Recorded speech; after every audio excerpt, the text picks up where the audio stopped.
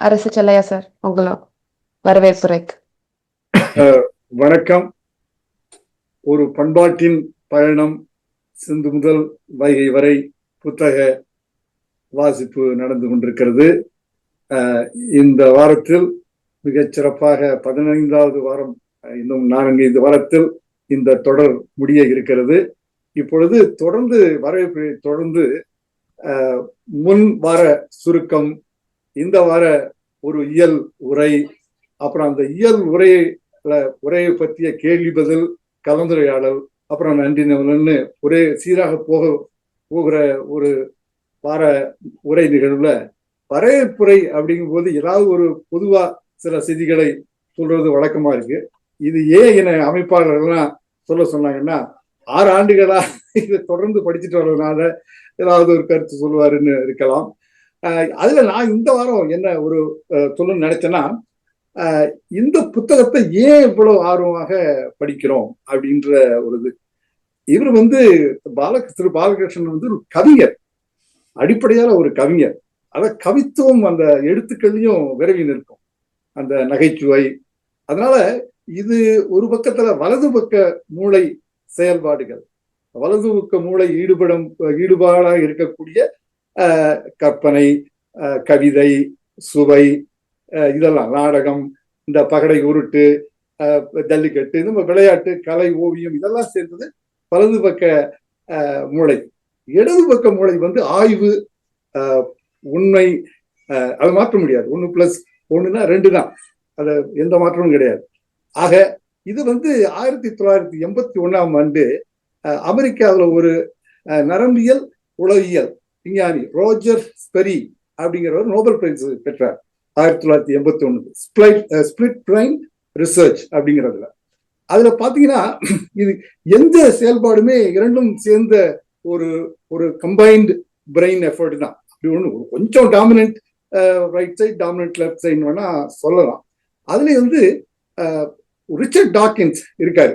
அவருடைய greatest show on earth, எவல்யூஷனை பத்தி அது எழுதியிருக்காரு. ரொம்ப பெரிய புத்தகம். அதுலயே அவர் ரொம்ப அருமையான, இதே மாதிரி ரிச்சர்ட் டாக்கின்ஸுக்கும் திரு பாலகிருஷ்ணனுக்கும் ஒரு ஒற்றுமையை பார்க்கிறேன். எப்படின்னா, அவரும் கவித்துவமா எழுதுறாரு. அதுல என்னன்னா, அவர் போயட்ரி ஆஃப் ரியாலிட்டி அப்படிங்கிறார். ரொம்ப எனக்கு ரொம்ப பிடிச்சது. Poetry of reality. போயட்ரிக்கும் ரியாலிட்டிக்கும் கிட்டத்தட்ட இடது வலது தான். ரெண்டும் சேர்ந்தோட synergistically it is very attractive to learn, read அப்படின்னு சொல்லலாம். அவர் என்னன்னா, எவல்யூஷன் டெனையர்ஸ் அப்படி அவங்க என்ன சொல்றாருன்னா, எவல்யூஷன் டெனையர்ஸ் அல்லது சயின்ஸ் டெனையர்ஸ் சொல்ல, அவர் என்ன சொல்றாருன்னா, டெனையர்ஸ் ஆஃப் ஹிஸ்டரி அப்படின்னு சொல்லிடுறாரு. வரலாறு கிட்டத்தட்ட இடது வலது சேர்ந்துதான் இயங்கும். அதே மாதிரி நம்ம பாலகிருஷ்ணனும் இவர் ஹிஸ்டரி டெனையர்ஸ். நம்ம போறது பண்பாட்டின் பயணம். அத ஒரு பண்பாடு பயணம் செய்ய போறது இல்லை, அத ஒரு பண்பாட்டின் பயணம் அப்படின்னு சொல்றாரு. பண்பாடு நம்ம தான் நகர்றோம். இடப்பெயரும் இடப்பெயர்கள் இடம்பெயராது, நம்ம தான் இடம்பெயர்றோம். அதனால அந்த ரொம்ப ஒரு சுவை மிகுந்த சில கூறுகள் இதுல இருக்கு. இதை நம்ம உணரணும். இதை உணர்ந்து பார்த்தோம்னா இதுல நம்ம எவ்வளவோ சுவை, இதை படிக்க சுவை. நபில் தோறும் நூல் நயம் போலும் வள்ளுவர் சொல்றாரு. அதே மாதிரி தொட்டனை தூரும் அப்படின்னு சொல்றாரு. அந்த கட்டணை தூரும், அந்த படிக்க சுவை, படிக்க புதிய செய்திகள், படிக்க புதிய தூண்டுதல்கள், படிக்க புதிய துறைகளில் ஆய்வு. இது மாதிரி பல தடவை நம்ம இப்போ ஆய்வு நடந்துட்டு இருக்குது. இப்போ ஒரு இன்ஸ்டாகிராம், புத்தகம் எழுதுறது, இது மாதிரி பல ஒரு சிந்தனைகள் நம்ம போயிட்டு இருக்கோம். இன்னைக்கு அதே மாதிரி ரொம்ப மகிழ்ச்சியோட இந்த வாரம் இந்த 15வது வாரத்துல உரை கேட்க வந்திருக்கக்கூடிய உங்கள் அனைவருக்கும் எனது மீண்டும் ஒரு நன்றி கலந்த ஒரு வரவேற்பு. கடைசி வரைக்கும் அடுத்த 5 வாரம் நாம படிக்க இருக்கிறோம். தொடர்ந்து எல்லா வாரங்களும் முடிந்த அளவுக்கு நீங்கள் வந்தால் சிறப்பாக இருக்கும். வணக்கம். நன்றி ஐயா. அடுத்ததாக சென்ற வார மீள்பார்வை சொல்றதுக்காக பச்சை நாயகி அம்மாளை வரவேற்கிறேன். வணக்கம். வாங்க கொங்கு நாட்டுக்கு போய் அரிசியும் பருப்பு சாப்பாடு சாப்பிட்டு எருமை தயிரோட மாங்காய் ஊறுகாவோட சாப்பிட்டு செட்டி நாட்டுக்கு போய் கும்மாயம் சாப்பிடலாம். நான் கொஞ்சம் கொங்கு ஸ்லாங் சேர்ந்து தமிழ் பேசக்கூடியவா, அதுலயே பேசிடலான்னு நினைக்கிறேன். சென்ற வாரம் வந்து இந்த கொங்கு வேளாளர் நாட்டுக்கோட்டை நகரத்தார் இரு பெரும் சமூகத்தை சுபத்ரா அவங்க நல்லா விளக்குனாங்க. அந்த அளவுக்கு நான் ஜஸ்டிஸ் பண்ண முடியாது. இப்போ இந்த 2 பெரிய கட்டமைப்புல பாரம்பரியமா செழித்து இருக்குது. அதுக்குதான் ஆத்தர் வந்து அதை எடுக்கிறேன்னு சொல்றாரு. மேல கொடுத்தது ஒற்றுமையில் செழித்த பாரம்பரியங்கள். அவங்களுக்குள்ள ஒற்றுமையா இருக்கிறாங்களா என்னன்னு தெரியாது. I take that as a grain of bag of salt. மற்றபடி இந்த 2ஐயும் எடுத்ததுக்கு அவரு ஆத்தர் நிறைய காரணங்கள், அவங்களோட தொன்மை வரலாறு எல்லாம் எப்படி இருக்குன்னு சொல்றாரு. இந்த கொங்கு அப்படிங்கிற ஏரியா வந்து மேற்கு தமிழ்நாட்டுல இருக்கிறது. செட்டிநாடு வந்து தென்கிழக்கு. அப்புறம் இதுக்கும் தொன்மை எப்படி இருக்குதுன்னா, நற்றிணையாக 400 கொங்கு மண்டல சதகம், குற்றால அழகுமலை குறவஞ்சி, வேளாளர் கும்மி, கொடுமணல் கல்வெட்டுகள் அது இருக்கு. அவங்களுக்கு அதை விட சிலப்பதிகாரம், பட்டினப்பாலை, புறநானூறு கல்வெட்டுகள், செப்பேடுகள் அப்படி இருக்கு. இவங்க வந்து வேளாண்மை, நீர் வேளாண்மை, அதான் ஒரு குரங்காடு ஒரு கட்டாந்தரை கொடுத்தாலும் கூட அது விவசாய நிலைமை பெர்ஃபெக்டா ஆக்கிடுவாங்கன்னு பெருமை உண்டு அந்த சமூகத்துக்கு. இந்த சமூகம் வந்து கம்ப்ளீட்டா வணிகம், உள்நாட்டு மேல்நாட்டு வணிகம், அதுல சிறந்து விளங்கினாங்க. அப்புறம் இந்த 4வது சிறப்பு வந்து இந்த கொங்கு சமுதாயம் வந்து நான் 1982 இந்த அமெரிக்காவுக்கு வரும்போது 64-65 கூட்டம் இருக்குதுன்னு கேள்விப்பட்டிருக்கோம். அப்புறம் கொஞ்ச நாள் 10 வருஷத்துல இல்லைங்க நமக்கு 100 ஆயிடுது. நாங்க கடைசியில புலவர் ராசு வந்து அவரோட ஆராய்ச்சியில புத்தகம் போட்டு இப்போ 214ன்னு சொல்றாரு. அந்த 214 நான் கம்ப்ளீட்டா ஒரே இடத்துல இன்னும் பார்த்தது இல்லை. எனக்கு ஒரு டாப் ஆஃப் மை ஹெட் ஒரு 30க்குள்ள கூட்டம் சொல்ல தெரியும், அவ்வளவுதானுங்க. அப்புறம் அதுக்கு அவங்க அதே மாதிரி இங்க கூட்டம் இருக்கிற மாதிரி அவங்களுக்கு 9 கோவில் இருக்குது. இந்த நம்ம இங்க கிறிஸ்துவர்கள் எப்படி சர்ச்சில் நாங்க பேப்டிஸ்ட், நாங்க மெத்தடிஸ்ட், அப்படி எபிஸ்கப்பல் அப்படி சொல்ற மாதிரி அவங்க ஒரே கட்டமைப்புல 9 கோவில். அவங்க சொல்லும் போதே நாங்க இந்த கோயிலுக்கு போறோன்னா அவங்களுக்கு தெரியும் அது எந்த கிராமம் அப்படின்ட்டு. அப்புறம் இவங்களும் தாய் தெய்வத்தை கும்பிடுறாங்க, முன்னோரை வழிபடுறாங்க. அப்புறம் தன் வரலாறு சடங்குகள் எல்லாம் பண்றாங்க. அப்புறம் வந்த வரலாறு கூறும் வாய்மொழி கதைகள் 2 பக்கமும் நிறைஞ்சு இருக்குது. இவங்களும் சிந்து வழித்தடமான மகாராஷ்டிரா, குஜராத், அப்புறம் கொங்கு நாட்டுக்கு இடம்பெயர்ந்த ஒற்றுமை. அவங்களும் அதே வழியில வந்த மாதிரிதான் இருக்குதுங்க ஹிஸ்டரி. கொங்கு அப்படிங்கிற பேர் எப்படி வந்ததுன்னா, அது கொங்கர், அது தேன் அல்லது மகரந்தம் தொடர்புடையதுன்னு சொல்றாங்க. இன்னும் வழியில கொங்கம் அப்படின்னு ஒரு மலர் மாலையா சூடுனாங்க அப்படின்னு. இன்னொரு பேர் எனக்கு ரொம்ப பிடிச்சதுங்க, அது கங்க நாடு இல்ல, கங்கு நாடு. கங்குன்னு கோயம்புத்தூர் பாஷையில ஒரு ஓரத்துல, இப்ப திண்ணையில ஓரத்துல நின்னா கங்குல போய் நிக்க அது உளுந்துருவேன் அப்படிம்பாங்க. ஸோ அது தமிழ்நாட்டோட கங்குல இருக்கிறதுனால, அந்த பக்கம் கேரளா இருக்குது, ஆனா தமிழ்நாடு மட்டும் நினைச்சு பார்க்கும்போது அது கங்குல இருக்கிறதுனால அது கங்க நாடு, கங்கா நாடு. அப்புறம் இந்த அடுத்த 2 வந்து வேளிர் மரபினர்ல வழி தோன்றினாங்கன்னு ராமமூர்த்தின்னு ஒருத்தர் சொல்றாரு. அப்புறம் துவாரகையிலேருந்து வேளிர் மக்களின் மூதாதையர்கள் இவங்க தென்புலம் குடிபெயர்ந்தாங்கன்னு சொன்னாங்க. கொங்குன்னு ஆரம்பிக்கும் போது அந்த கொங்கு ஏரியாவில் 24 காணி நிலப்பரப்புகள் இருந்து சொல்றாங்க. அந்த காணி நிலங்கள் வந்து நிறைய இடத்துல சொல்றது வந்து ஆரை, பூந்துரை, தென்கரை, புவானி, பொங்கலூர், வாரக்கநாடு, மணல் அப்படின்னு 24 நிலப்பரப்புகள். அந்த ஒவ்வொரு நிலப்பரப்புக்கும் ஒரு குல தெய்வம் இருக்கு. இப்ப நாங்க எங்க மூதாதியர்கள் வந்தது தாராபுரத்துல இருந்து மூலனூர் அப்படின்னு ஒரு இடம். யார் இருந்தாலும் எங்க மேற்குல போய் இருக்கிறவங்க தான் நாங்கள் கிழக்கு சீமையிலேருந்து வந்தவங்க அப்படிம்பாங்க. அந்த ஒரு வறட்சியினால மேற்க வந்து எல்லாம் ஒரே மலையும் காடுமா இருந்தது, அதை ரெடி பண்ணி இருந்தான்னு எங்க பாட்டையினே சொல்றது கேள்விப்பட்டிருக்கோம். ஸோ அதுதான் ஒவ்வொரு 24 நிலப்பரப்பு, அது ஒவ்வொரு குலதெய்வம்.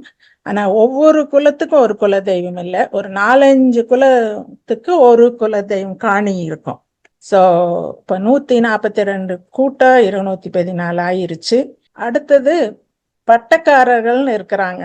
அவங்க வந்து என்ன பண்ணியிருக்காங்க, சேர சோழ மன்னருக்கு வந்து வரி செலுத்தி போர்க்காலங்களில் அவையெல்லாம் உதவுனதுக்கு கைமாறா பட்டக்காரர் அப்படின்னு ஒரு பட்டம் கொடுக்குறாங்க. அது இன்னும் 4 ஊர்ல இருக்கு, சங்கராண்டம்பாளையம், பாளையக்கோட்டை, காங்கேயம், புதூர் அப்படிங்கிற ஊர்ல. அதுதான் நம்ம பாலையா சொல்றது ஃபெசன்ட் மிலிஷியா சிஸ்டம். இன்னொரு பெரிய சிறப்பு வந்து அவரு நிறைய போயட்ஸ், கவிஞர்கள் இருந்திருக்கிறாங்க. சடையப்ப வள்ளல் வந்து கம்பரை கூட்டியாந்து அவங்க வீட்டுல வச்சு கொங்கு மங்கள வாழ்த்துன்னு பாட வச்சிருக்காங்க. அது ஒரு 17 நிமிஷம் பாட்டுங்க. அது பாட்டா உருகாதவரை உருகலை. கொங்கு வெள்ளாளர் மட்டும் இல்லை, கொங்கு ஏரியாவில் இருக்கிறவங்க எல்லாரும் அந்த திருமணத்தில் அடி பாடியிருக்காங்க. இப்ப அது கொஞ்சம் மறைஞ்சிட்டு வருது. அப்புறம் இன்னொரு சிறப்பான அந்த சமூகத்துக்கு அவங்க ஐயர் வச்சு திருமணம் பண்ண மாட்டாங்க. அந்த அருமக்காரர் அருமக்காரி அவங்க வச்சுதான் பண்ணுவாங்க. இது நமக்கு மெயினா வர வேண்டியது இது. சிந்து சமவெளியில் இடப்பெயர்கள், கொங்கு இடப்பெயர்கள் எது எது இருக்குதுன்ட்டு அத அந்த நான் சொன்ன 24 இடம் போக இப்ப இருக்கிற இடங்களும் சிலது பேருக்கு இருக்கு. ஸோ அதே மாதிரி கூட்ட பெயர்கள் ஐவிசியில் இருக்கு. அந்த மேப்பில் புக்கில் பார்த்தீங்கன்னா இதை விட இன்னும் அந்த மேப் பார்த்தீங்கன்னா அப்படியே வலிச்சு போட்டுக்கிற அளவுக்கு அவ்வளோ ஏரியாவில் கூட்ட பெயர்களும் இடம்பெயரும் இருக்கு. ஸோ அது அப்படியே சிந்து சமவெளியிலேருந்து கீழே அப்படியே வந்து இன்டர்மீடியட்டாக எங்கேன்னா மகாராஷ்டிராவில் என்னென்ன பேர் இருக்குன்னு பார்க்குறாரு. அதே 24 நாடுதான் இடப்பெயர்ல ஒரு 6-7 கொடுத்துருக்கேன். ஸோ அடுத்தது கூட்ட பெயர்கள். இதில் நான் எடுத்திருக்கிறது ரொம்ப கம்மி, நிறைய கூட்ட பெயர் அங்க இருக்குது. இந்த சேரன் அப்படிங்கிறவங்க ரொம்பவே பெருமையா சொல்லிப்பாங்க. இப்பொழுது நாங்க சேரன் பாண்டியன் சீஃப்டன்ஸு, நாங்க தான் கேப்டன்ஸு அப்படின்னு பெருமையா இன்னுமே சொல்லிக்கினாங்க. அரச வழியில வந்தவங்கன்னு சொல்லுவாங்க. அது கூட இன்னொரு கூட்டம் சேர்ந்தாப்பிலேயே இருக்குது, சேரலன் அப்படின்னு ஒரு கூட்டம். அந்த கூட்டக்காரர் என்னங்க, நாங்க அங்க பக்கத்துல இருந்து அவங்களுக்கு சாமரம் தான் வீசினங்க, நாங்க ஷிஃப்டன் இல்லைங்கன்னு சொல்லுவாங்க. அது மாதிரி எக்கச்சக்கமா அந்த சாப்டரை படிக்கணுங்க, அப்பதான் அதோட முழு விவரம் தெரியும். அடுத்து சொல்றது வந்து ரொம்ப சுவராசியமா இருக்குது. ஐவிசியில மலை மற்றும் குன்றுகள் இருக்குது, ஹில் அண்ட் ஹில்லக்ஸ்ங்கிறாரு. நம்ம இங்க இருக்கிறதும் அதே பேரோட ஆப்கானிஸ்தான் பாகிஸ்தான்லயும் இருக்கிறது. ஹை எலிவேஷன்ல கொடுத்துருக்காரு எத்தனை கிலோமீட்டர்ஸ் ஹைட் ஃப்ரம் சி லெவல்ன்ட்டு. ஸோ அது மலை கம்பேரிசன், மலையும் குன்றுகளும். இது எனக்கு பிடிச்சமான ரொம்ப ஒற்றுமை. நம்ம காங்கேயம் புல்லும் சிந்து சமவெளி புல்லும் பக்கத்துல. இப்போ வேல்யூ ஆடட்னு ஆசிரியர் சொல்லிட்டே இருப்பாரு. இப்போ ஒரு வேல்யூ ஆடட் இன்ஃபர்மேஷன் கிடைச்சிச்சு. அதைய நேத்து தான் ஒரு டாக்டர் ராஜ் முத்தரசன் போட்டாரு. ஸோ ஸ்லைடு அவரே பண்ணி எக்ஸ்பிளைன் பண்றோம்னு எனக்கு சொல்லிட்டாரு. Doctor Mutharasan, can you explain this slide for few second? Okay, இது வந்து போன வாரம் அந்த பேச்சை கேட்ட பிறகு இன்னொரு ஆய்வில் இருந்தேன். அப்போ வந்து இது கிடைச்சது. மோண்டால்ங்கிற 2016 நேச்சர் பப்ளிஷரில், நேச்சர் ஜேர்னலில் பப்ளிஷ் பண்ணது. அவங்க நிறைய இடத்துல டிஎன்ஏ சாம்பிள் எடுத்துருந்தாங்க. அதில் ஒரு கூட்டம் தமிழ்நாட்டிலேருந்து எடுத்தது. எந்த இடத்துல எடுத்தாங்கன்னு அந்த பேப்பரில் எழுதலை. அவங்க மொத்தம் இங்கே 9 என்ட்ரி இருக்குது, 9 சாம்பிள் எடுத்திருக்காங்க. அவங்க நிறைய சாம்பிள் எடுத்திருக்காங்க, அனலைஸ் பண்ணது 9 தான் போல் இருக்கு.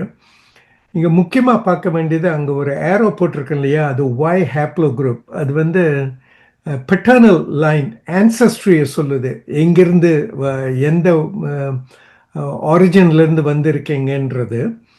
அதில் இருக்கிறதுல ஒரு சம்மரைஸ் பண்ணியிருக்கேன். மொத்தம் 9 என்ட்ரி இருக்குது. அதில் 4 L L haplo group L, 3 J ஸ்டார்னு போட்டிருக்கேன், அது ஒரு ஜென்ரிக்காக போட்டிருக்கேன், ஒரு ஹெச். அப்போ வந்து அதனுடைய அடித்தளம் என்னன்னு பார்க்கணுன்னா ரைட் ஹேண்ட் சைட் கீழே போட்டிருக்கிறேன் இல்லையா, ஒரு சர்க்கிள் மாதிரி போட்டிருக்கேன். அதுக்கு அடியில் ஒரு க்ரீனில் போட்டிருக்கேன், அது CDFHK. அவங்க தான் முதல் இந்தியர்கள்னு சொல்லுவாங்க. 50-60,000 வருஷத்துக்கு முன்னாடி வந்தவங்கன்னு சொல்லுவாங்க. ரெண்டாவது வந்து இருக்கிறது ஒரு சுமார் 10,000 வருஷத்துக்கு முன்னாடி இண்டஸ் வேலைக்கு வந்து அதுக்கப்புறம் இந்தியாவுக்குள்ளே வந்திருக்கலாம் அப்படின்ற ஒரு யோசனை இருக்குது. அவங்க வந்து LR2J2ன்னு சொல்லுவாங்க. அதுக்கப்புறம் 2000 வருஷம் 4000 வருஷத்துக்கு முன்னாடி R1Aன்ற குரூப் வந்து ஹிந்து குஷ் மலை வழியாக வந்திருக்காங்க. அதே சமயத்தில் O2A ஹேப்ளோ குரூப் வந்து பர்மா, மயன்மார், கம்போடியா, தாய்லாந்து அங்கேருந்து வந்திருக்காங்க. அவங்க தான் ரைஸ் கல்டிவேஷனை கொண்டு வந்திருக்காங்கன்னு சொல்லுவாங்க. அதனால் இந்த 3 லேயர் இருக்குங்க இல்லையா, முதல் வந்தவங்க CDFHK, அதுக்கப்புறம் வந்தவங்க இவங்க 2 பேர் தான் இண்டஸ் வேலியை உண்டாக்குனவங்கன்னு சொல்லுவாங்க ஸ்காலர்ஸ். இந்தியாவில் வேறு மாதிரி பலவிதமான கட்டுக்கதைகள்லாம் இருக்குது, அதெல்லாம் மறந்துடுங்க. இவங்க ரீசர்ச்சர்ஸ் என்ன சொல்கிறாங்கன்னு சொல்கிறேன். அவங்கள இருந்தவங்க வந்து ஜாக்ரோஸ் மவுண்டன்ஸ்லேருந்து வந்தவங்க இந்த எல்ஸ்டார் J2 R2. நீங்கள் வந்து அந்த ரெட் ஏரோ கீழே பார்த்தீங்கன்னா 4 பேர் எல்ஸ்டார் இருக்குது, கிட்டத்தட்ட 50%. 3 ஜே ஸ்டார் இருக்குது, அதாவது J2 B2. அதனால் இவங்க வந்தவங்க இண்டஸ் வேலியிலேருந்து வந்திருக்காங்கன்றது கொஞ்சம் ஒரு ஸ்ட்ராங்காக சொல்லலாம். ஜெனடிக் எவிடன்ஸ் அதை தான் காட்டுதுன்னு சொல்லுது. இது டாமினண்ட்டாக LJ இருக்கிறதுனால அவங்க வந்து அங்கேருந்து வந்தவங்கன்னா, அந்த ஜாக்ரோஸ் மவுண்டில் ஒரு ஸ்கெலட்டனில் H இருந்திருக்கு, ஆனால் அது H1 என்னன்னு தெரியாது. அதனால் யூ கேன் சே இந்த வேளாளர்ன்ற புது மக்கள் இண்டஸ் வேலியிலேருந்து வந்த மக்கள்னு சொல்கிறதுக்கு இது ஒரு எவிடன்ஸ் மாதிரி எடுத்துக்கலான்னு நினைக்கிறேன். அதோட நிறுத்திக்கிறேன். இன்னொன்று சொல்ல வேண்டியது, 2016 இந்த அட்மிக்ஸ்டர் கால்குலேஷன்லாம் நிறைய பண்ணல. அந்த காலத்தில் அந்த மெத்தடு அப்போ தான் டெவலப் ஆகின்னு இருக்குது. ஆனால் வந்து ஒரு 3-4 வருஷத்துக்கு அப்புறம் இந்த கால்குலேஷன்லாம் பண்ண முடியுது. அதனால் இப்போ வந்து அவங்களுடைய ஜீனோம் கிடைக்குது.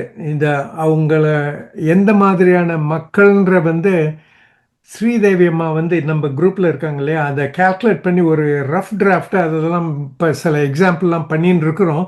இன்னும் ஒரு 2-3 மாதத்தில் அந்த ரிசல்ட்டை ஷேர் பண்ணலான்னு இருக்கோம். அதோட நிறுத்திக்கிறேன். நன்றி முத்தரசன். இது இந்த ஸ்லைடு ஒரு ஸ்ட்ராங் எவிடன்ஸ் கொடுத்துருக்கு.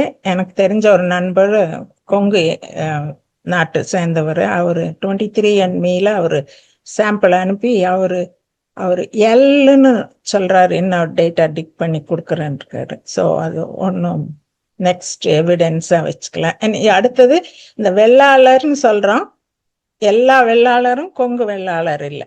வேளாண்மை பண்றவங்க எல்லாம் கொங்கு வேளாறு. அவங்க தமிழ்நாடு பூரா பறந்துருக்காங்க, இலங்கையிலும் இருக்கிறாங்க. ஸோ அவர் எனக்கு அந்த 9 சாம்பிள் எங்கிருந்து எடுத்தாங்கன்னு சொல்லியிருக்காரு முத்தரசன். தேடி பார்க்கலாங்க 2 பேருமே. அடுத்து நான் சீக்கிரமா முடிச்சுக்கிறேன், டைம் எப்படின்னு தெரியல. இந்த வணிகர் சமூகத்தோட பயன் சொல்றமில்ல, அவங்க எப்படி ஊர்ல கட்டுப்பாடா அந்த ஒவ்வொரு இடத்துக்கு என்ன மாதிரி பேர் வச்சு எப்படி இருந்தாங்க, ஊர் பஞ்சாயத்து, செட்டியார்னா என்ன பேருன்னு சொன்னாங்க. தமிழ்ல எட்டி அப்படிங்கிறாங்க, எட்டி சாயலன், எட்டி சாத்தன் அப்படிங்கிறாங்க. சாத்துனா மர்ச்சன்டைஸ் குட்ஸ். ஸோ அதுல ஏறு சாத்து, இறக்கு சாத்து, அதே name itself says export import. அவங்க இங்க கர்நாடகாலேருந்து நாகா சந்தியா அப்படின்னு இடத்துக்கு தொண்டை மண்டலம், சோழநாடு, பூம்புகார் ஏரியால, முதல்ல காஞ்சிபுரம் அந்த ஏரியாலும் இது பண்றாங்க. பெரிய வணிக மையம். அவங்க அங்க வந்த இடங்கள்ல வணிகத்திலேயே பெருசா பண்ணிட்டு இருக்காங்க. அதனால சோழ தேசம் வந்தோடனே மனுநீதி சோழனோட புகழும் நம்பிக்கையை பெற்றவங்க நாட்டுக்கோட்டை நகரத்தார்கள். அடுத்தது கடைசியா பாண்டிய நாடு வந்து காரைக்குடியிலே தங்கி விட்டாங்க. இப்போ உலகம் பூரா இருக்கிறாங்கன்னு இருக்கிறாங்க. நியூயார்க்லயே 50வது வருஷ நகரத்தார் கொண்டாடினாங்கன்னு நினைக்கிறேன் 2 வருஷத்துக்கு முன்னாடி. அவங்க வணிகம், அவங்க தொடர்ந்து வந்த பாதை, அடுத்தது வந்து அவங்க குடும்ப சமுதாய கட்டமைப்பு. நான் வந்து சுபத்ராவோட ஸ்லைடே எப்படி சிந்து சமவெளியில் இருக்கிற மாதிரியே நகர அமைப்பு இப்போ காரைக்குடியில் இருக்கிறது. அவங்க அதை கம்பி சட்டம் வச்ச மாதிரி வீதிகள், அப்புறம் ஒரு வீதியிலேருந்து இன்னொரு வீதிக்கு போற மாதிரியே அவ்வளவு வீடு அவர் ஒவ்வொரு தடவையும் கொண்டு வந்து செல்வத்துல வீடு கட்டி கட்டி கட்டி அடுத்த வீதி போற அளவுக்கு கட்டியிருக்காங்கன்ட்டு. இப்போவும் காரைக்குடியில் அந்த வீடு இருக்குன்னு சொல்றாங்க போயிட்டு வந்த நண்பர்கள். அப்புறம் மொகஞ்சதாரோல நம்ம ஒரு அந்த கட்டமைப்பு பார்த்தா இருக்கிற இதில் எடுத்து நான் போட்டிருக்கேன். அது தனி குடும்பத்துக்கு புள்ளிங்கிறாங்க, கூட்டு குடும்பத்துக்கு வளவுங்கிறாங்க. அது கொங்குலையும் வளவு. நீங்க கிழக்கு வலுவிலிருந்து வர்றீங்களா மேற்கு வலுவுங்களா அப்படின்னாங்க. சொன்னாலே தெரியும் அது எந்த குடும்பம். நீங்க மேற்கு வலுவா தெற்கு வலுவா வடக்கு வலுவா, ஊர்ல 4 வலுவு தான் இருக்கும். அது வலுவுங்கிறாங்க, இவங்க வளவுங்கிறாங்க. ஸோ உறவு முறைகள், குடியிருக்கிற ஊருக்கு ஊர் பேரு, அப்புறம் கோயில் இருக்கிறது நகர்ப்புற கோவில் இருக்குது, சிறு சமூகம் வட்டகை அப்படின்னு சொல்றாங்க. அடுத்து அதே மாதிரி சிந்து சமவெளிய அந்த ஏரியால கோட்டை செட்டிநாடுவோட பேருங்க எப்படி பாகிஸ்தான், குஜராத், மகாராஷ்டிரால இருக்கிறது. அவங்க 1 மணி நேரம் பேசுனது 5-6 நிமிஷத்துல ரொம்ப கடினம் தான். முடிஞ்ச வரைக்கும் சொல்லியிருக்கேன்னு நினைக்கிறேன். நன்றி. இந்த வாய்ப்பு கொடுத்த தலைவருக்கு நன்றி. ரொம்ப அருமமா, ரொம்ப சுருக்கமா சொல்றது ரொம்ப சிரமம். ரொம்ப மகிழ்ச்சி, ரொம்ப பாராட்டு. நன்றி. நன்றிமா, நன்றி. ஐ திங்க் கொங்கு ஸ்லாங்ல கேட்கறது ரொம்பவே நல்லா இருந்தது. மிக மிக நன்றி மேம். அடுத்ததாக நான் வந்து இப்போ மணிவண்ணன் ஐயாவை திறனாய்வாளர் அறிமுகத்துக்காக வரவேற்கிறேன். மிக்க நன்றி ஸ்வர்ணா. அவையோரே, ஐயா திரு பாலகிருஷ்ணன் அவர்களின் பேராய்வு நூலான ஒரு பண்பாட்டின் பயணம் சிந்து முதல் வைகை வரை நூலின் ஒவ்வொரு இயலையும் வாரந்தோறும் வாசித்து திறனாய்வு செய்து வரும் இந்த கூட்டத்தொடரில் உலகெங்கும் வாழும் தமிழர்கள் பங்கேற்று வருகிறோம். அதில் இந்த வார திறனாய்வாளர் பா. விமலாதேவி அவர்கள் குறிப்பிடத்தக்கவர். தமிழ்நாட்டின் சிற்றூர் பள்ளிகளில், அரசு பள்ளிகளில் தமிழ் வழியே படித்து வளர்ந்து உலகெங்கும் வாழ்ந்து வந்திருக்கும் எனக்கு அத்தகைய சிற்றூர் பள்ளி ஆசிரியர்கள் விதைத்த எண்ணங்கள் நெஞ்சில் இன்றும் பசுமையாக இருக்கிறது. அப்படிப்பட்ட ஒரு சிற்றூர் பள்ளி ஒன்றில் அடுத்த தலைமுறையை பயிற்றுவிக்கும் ஆசிரியர் தான் இன்று நம்மோடு பேச இருக்கிறார். இவர் தஞ்சை மாவட்டம் பட்டுக்கோட்டை வட்டத்தில் அதிராம்பட்டினம் ஏரிப்புறக்கரை என்ற சிற்றூரில் உள்ள ஊராட்சி ஒன்றிய நடுநிலைப்பள்ளி ஆங்கில பட்டதாரி ஆசிரியராக பணிபுரிகிறார். இந்த ஊரின் மக்கள் தொகை 2011 கணக்கெடுக்கின்படி 3457 பேர். இந்த சிற்றூரில் இருந்து இணையம் வழியே உலகை அளந்து கொண்டிருக்கும் இந்த ஆசிரியரின் பார்வை விரிந்தது. வாசிப்பின் பால் தீராத காதல் கொண்டு அண்மை காலமாக நூல் திறனாய்வுகளை எழுதி வருகிறார். அவ்வப்போது மனதில் தோன்றும் கவிதைகளையும் முகநூலில் எழுதி வருகிறார். சீக்கை என்னும் கவிதை நூல் ஒன்றை 2024ஆம் ஆண்டில் வெளியிட்டிருந்தார். அஞ்சனைக்கோல் என்னும் கவிதை நூலை 2025ஆம் ஆண்டில் வெளியிட்டுள்ளார். வாசிப்பு அவரை எழுத வைத்தது, இயங்க வைத்தது, எல்லோரையும் ஒன்றாக எண்ண வைத்தது. இதை பிறருக்கும் வரவழைக்க வேண்டும் என்ற நோக்கில் குழந்தைகளிடம் வாசிப்பை ஊக்குவிக்க வேண்டும் என்று வாசிப்பு இயக்க கூட்டங்களை தன் பகுதி குழந்தைகளிடம், தன் மாணவர்களிடமும் நடத்தி வருகிறார். காசி நகர்ப்புலவர் பேசும் முறைதான் காஞ்சியில் கேட்பதற்கோர் கருவி செய்வோம் என்று பாரதி கனவு கண்டார். இன்று அதிராம்பட்டினம் ஏரிப்புறக்கரை நடுநிலைப்பள்ளி ஆசிரியர் பேசும் முறையை உலகெங்கும் கேட்கும் வாய்ப்பு நமக்கு கிடைத்திருக்கிறது. திருமிகு விமலாதேவி அவர்கள் திறனாய்வுக்கு எடுத்துக்கொண்ட தலைப்பு இயல் 15 ஆடுகளம் விளையாட்டு என்னும் வாழ்வியல். குடத்தில் இட்ட விளக்காக இல்லாமல் குன்றேறி பேச திருமிகு விமலாதேவி அவர்களை பேச அழைக்கிறோம். மிக்க நன்றி ஐயா. மகிழ்ச்சியா இருக்கு. அனைவருக்கும் வணக்கம். இன்னைக்கு நான் ஆடுகளம் அப்படிங்கிற தலைப்பை பத்தி நூல் திறனாய்வு செய்வதற்காக இந்த தருணத்தை இந்த பிரபஞ்சம் எனக்கு ஏற்படுத்தி தந்தமைக்காக நான் எனது நன்றியை இந்த தருணத்தில் பொறுத்தாக்கி கொண்டு என்னோட பிபிடிய ஆன் பண்ணிக்கிறேன். சோ 15வது தலைப்பிலான ஆடுகளம் விளையாட்டு எனும் வாழ்வியல் அப்படிங்கிற இந்த தலைப்புல என்னுடைய திறனாய்வை முன்வைப்புதல் ரொம்ப மகிழ்ச்சி. சோ இந்த அத்தியாயம் ஸ்டார்ட் ஆகிறது ஜேம்ஸ் பால்ட்வின் அப்படிங்கிறவருடைய ஒரு கருத்து செறிவு மூலமாக. வரலாற்றின் பெருவிசை என்பது நமக்குள் அதை சுமப்பதனாலேயே வருகிறது. பல வகைகளிலும் வரலாற்றினால் நமக்கு தெரியாமலேயே கட்டுப்படுத்தப்படுகிறோம். அத்துடன் நாம் செய்யும் எல்லாவற்றிலும் வரலாறு அப்பட்டமாக இருந்து கொண்டிருக்கிறது. என்ன ஒரு அழகான வாசகம். இன்றைய தினத்திற்கு கூட ஏற்கக்கூடிய ஒரு வாசகத்தை ஆசிரியர் இந்த அத்தியாயத்தின் முதலில் வைத்திருப்பது நாம் கவனம் கொள்ள வேண்டியது. அதுக்கு அடுத்து நான் இன்றைய தினத்தோடு இதை ஒப்பிட்டு சொல்வதற்கான காரணம், இந்த மெரினா ப்ரொட்டஸ்டையும் நம்ம எடுத்துக்கலாம், இப்ப நடந்துட்டு இருக்க அந்த நீட் பேனையும் நம்ம எடுத்துக்கலாம். சோ வாடி வாசல் திறக்கும் வரை வீடு வாசல் செல்ல மாட்டோம் என்பது சென்னை மெரினா கடற்கரையில் 2017 ஜனவரியில் நடந்த ஜல்லிக்கட்டு ஆதரவு போராட்டத்தின் போது ஓங்கி ஒலித்த முழக்கம். இதே முழக்கம் தான் இன்னைக்கு நடந்துகிட்டு இருக்கு. சோ இந்த கூட்டு மனப்பான்மை என்பது ஆதி காலம் தொட்டே நம் மனதில் இருந்திருக்கிறது என்பதற்கு இது ஒரு சான்று அப்படின்னு நான் சொல்றேன். சோ இப்ப நம்ம ஸ்டார்ட் பண்றதே ஆதி காலம்னு சொல்லிட்டாலே நம்ம தமிழர் திருநாள்ல வந்துடணும். சோ அங்கேருந்து தான் ஸ்டார்ட் பண்றாங்க இந்த அத்தியாயத்தை. சோ தமிழர் திருநாள்னாலே நம்ம எல்லாருக்கும் தெரிஞ்சதுதான் பொங்கல். உழவு தொழிலோடு நெருக்கமானதுனால இதை நம்ம உழவர் திருநாள் அப்படின்னு நம்ம சொல்றோம். சோ ஜனவரி 14 இந்த தமிழ்நாடு அரசு தமிழ் புத்தாண்டு அப்படின்னு சொல்லிட்டு கொண்டாடுறாங்க. இந்த தமிழ் பண்பாட்டின் அதுக்குடைய சிறப்பம்சம் என்ன அப்படின்னு சொல்லிட்டா, தொன்மை, தொடர்ச்சி, சிறப்பியல்புகளை நினைவுறுத்தும் நிகழ்ச்சி, நல்ல விளைச்சல், சாகுபடி, அறுவடை, செல்வ செழிப்பு, நம்பிக்கை போன்ற இந்த சிறப்பு அம்சங்கள் தான் இந்த தமிழ் பண்பாட்டினுடைய இந்த பொங்கல் திருநாளை சொல்லக்கூடிய விதமா இருக்கு. இதோட மெயின் தீம் அப்படின்னு பார்த்தோம்னா நன்றி தெரிவித்தல், இயற்கைக்கு நன்றி தெரிவித்தல் அப்படிங்கிறது இருந்தாலும் இந்த பொங்கல் அப்படிங்கிறது வளம், பெருக்கம், நிறைவு மற்றும் பெருகுதல் இது கொண்டு நிறைவடையக்கூடிய ஒரு விழாவா நம்ம இதை பாக்குறோம். நாமெல்லாம் ஒரு பெரிய வழக்காடுல கேள்விப்பட்டிருப்போம், தை பிறந்தால் வழி பிறக்கும் அப்படின்னு சொல்லுவாங்க. ஆமா, நமக்கு தெரிஞ்ச விஷயங்கள் தான். முக்கியமான இந்த குடும்ப விசேஷங்கள்லாம் நடக்கக்கூடிய காலமா இந்த தை மாதத்தை நம்ம செய்யறோம். இந்த தை மாதம் எப்படி அப்படின்னு சொல்லிட்டா ஒரு நம்பிக்கையின் மொழியாக மக்கள் மனதில் ஒரு மாதமாக நீண்ட காலமாக நினைவில் இருக்கக்கூடிய ஒரு மாதமாக நான் பார்க்கின்றேன். சோ ஏன் அப்படின்னு சொல்லிட்டா ஒரு நல்ல விளைச்சல் வரும்பொழுது அது ஒரு செல்வமாக இருக்குது. அந்த செல்வம் எந்த மனிதனிடத்தை நிறைவாக காணப்படுகிறதோ அந்த மனிதன் உள்ளே அசாதாரண ஒரு நம்பிக்கை தான் தோன்றித்தனமாகவே வந்துவிடும்.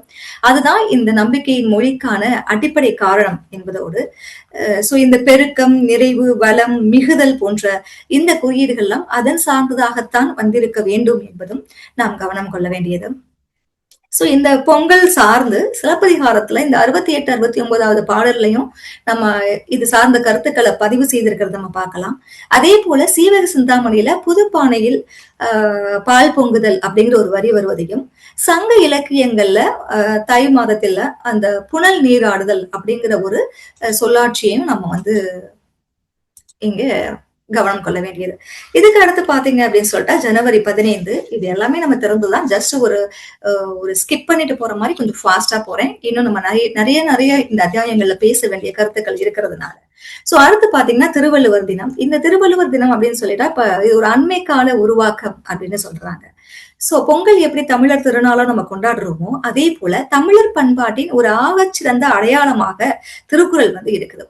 இரு வரியில எப்படி இந்த உலகத்தை அளந்து எழுதுவது போல திருவள்ளுவர் எழுதியிருக்கிறாரோ அவருக்கு ஒரு பெருமை கிடைக்கக்கூடிய ஒரு தினமாக இந்த திருவள்ளுவர் தினத்தை நாம கொண்டாடுகிறோம். சோ இது மட்டும் இல்லாம இந்த தை பொங்கலை இந்த தாவர விழாவா நாம கொண்டாடுறோம். இது என்ன தாவர விழானா நமக்கே தெரியும். பொங்கல் கொண்டாடும் பொழுது நிறைய காய்கறிகளை நம்ம வச்சு நம்ம படைக்கிறோம். ஸோ கரும்பு, காய்கறி, மஞ்சள் கிழங்கு. அடுத்து பாத்தீங்கன்னா இந்த சிறுபிழை பூ, இதுதான் ரொம்ப முக்கியமானது. இந்த சிறுபிழை பூவை ஒவ்வொரு பகுதியிலையும் ஒவ்வொரு விதமா சொல்றாங்க. கண்ணுப்பூ, அதுக்கப்புறம் என்ன சொல்லிட்டாங்கன்னா கணுப்பூ அப்படின்னு சொல்லுவாங்க எங்க ஊர் பகுதிகளில். கண்ணுப்பூ ஒரு ஷார்ட் ஃபார்மா கூட இருக்கலாம் அந்த வட்டார வழக்கின்படி. ஸோ இந்த திருவள்ளுவர் தினம் அப்படிங்கிறது இந்த திருக்குறளையும் திருவள்ளுவரையும் இணைக்கும் ஒரு பொருத்தமான ஒரு தினமாக இருப்பதையும் நாம் வந்து கவனம் கொள்ள வேண்டும். சோ மாட்டு பொங்கல் அப்படிங்கிறத நம்ம தை பொங்கலும் இந்த மாட்டு பொங்கலையும் சேர்த்துதான் நம்ம என்ன சொல்றாங்கன்னா ஒரு அக்ரோ பாஸ்டல் எக்கோசிஸ்டம் அப்படின்னு சொல்றதோட ஒரு லிங்க் பண்றாங்க. அதாவது வேளாண்மை மற்றும் மேய்ச்சல் நில சூழலின் ஒரு சிம்பலா நம்ம இதை வந்து நம்ம பார்க்கலாம். ஒவ்வொரு காலகட்டங்களிலும் ஒவ்வொரு சூழ்நிலைக்கு ஏற்ப விளையக்கூடிய அந்த விளைச்சல்களை வைச்சு மக்கள் வந்து கொண்டாடி இருக்காங்க. சோ அந்த கொண்டாட்டம் வந்து இந்திய பழங்குடிகளிடமும் இன்றளவும் இருக்கிறது. அதைத்தான் நாம என்ன பண்ணிட்டு இருக்கோம்னா இன்றளவும் கொண்டாடிட்டு இருக்கிறோம். ஃபார் எக்ஸாம்பிள் பாத்தீங்கன்னு சொல்லிட்டா இப்ப ஒடிசா பகுதியில இந்த நுவாக்கை அப்படிங்கிற இந்த ஒரு விழா வந்து கொண்டாடப்படுகிறது.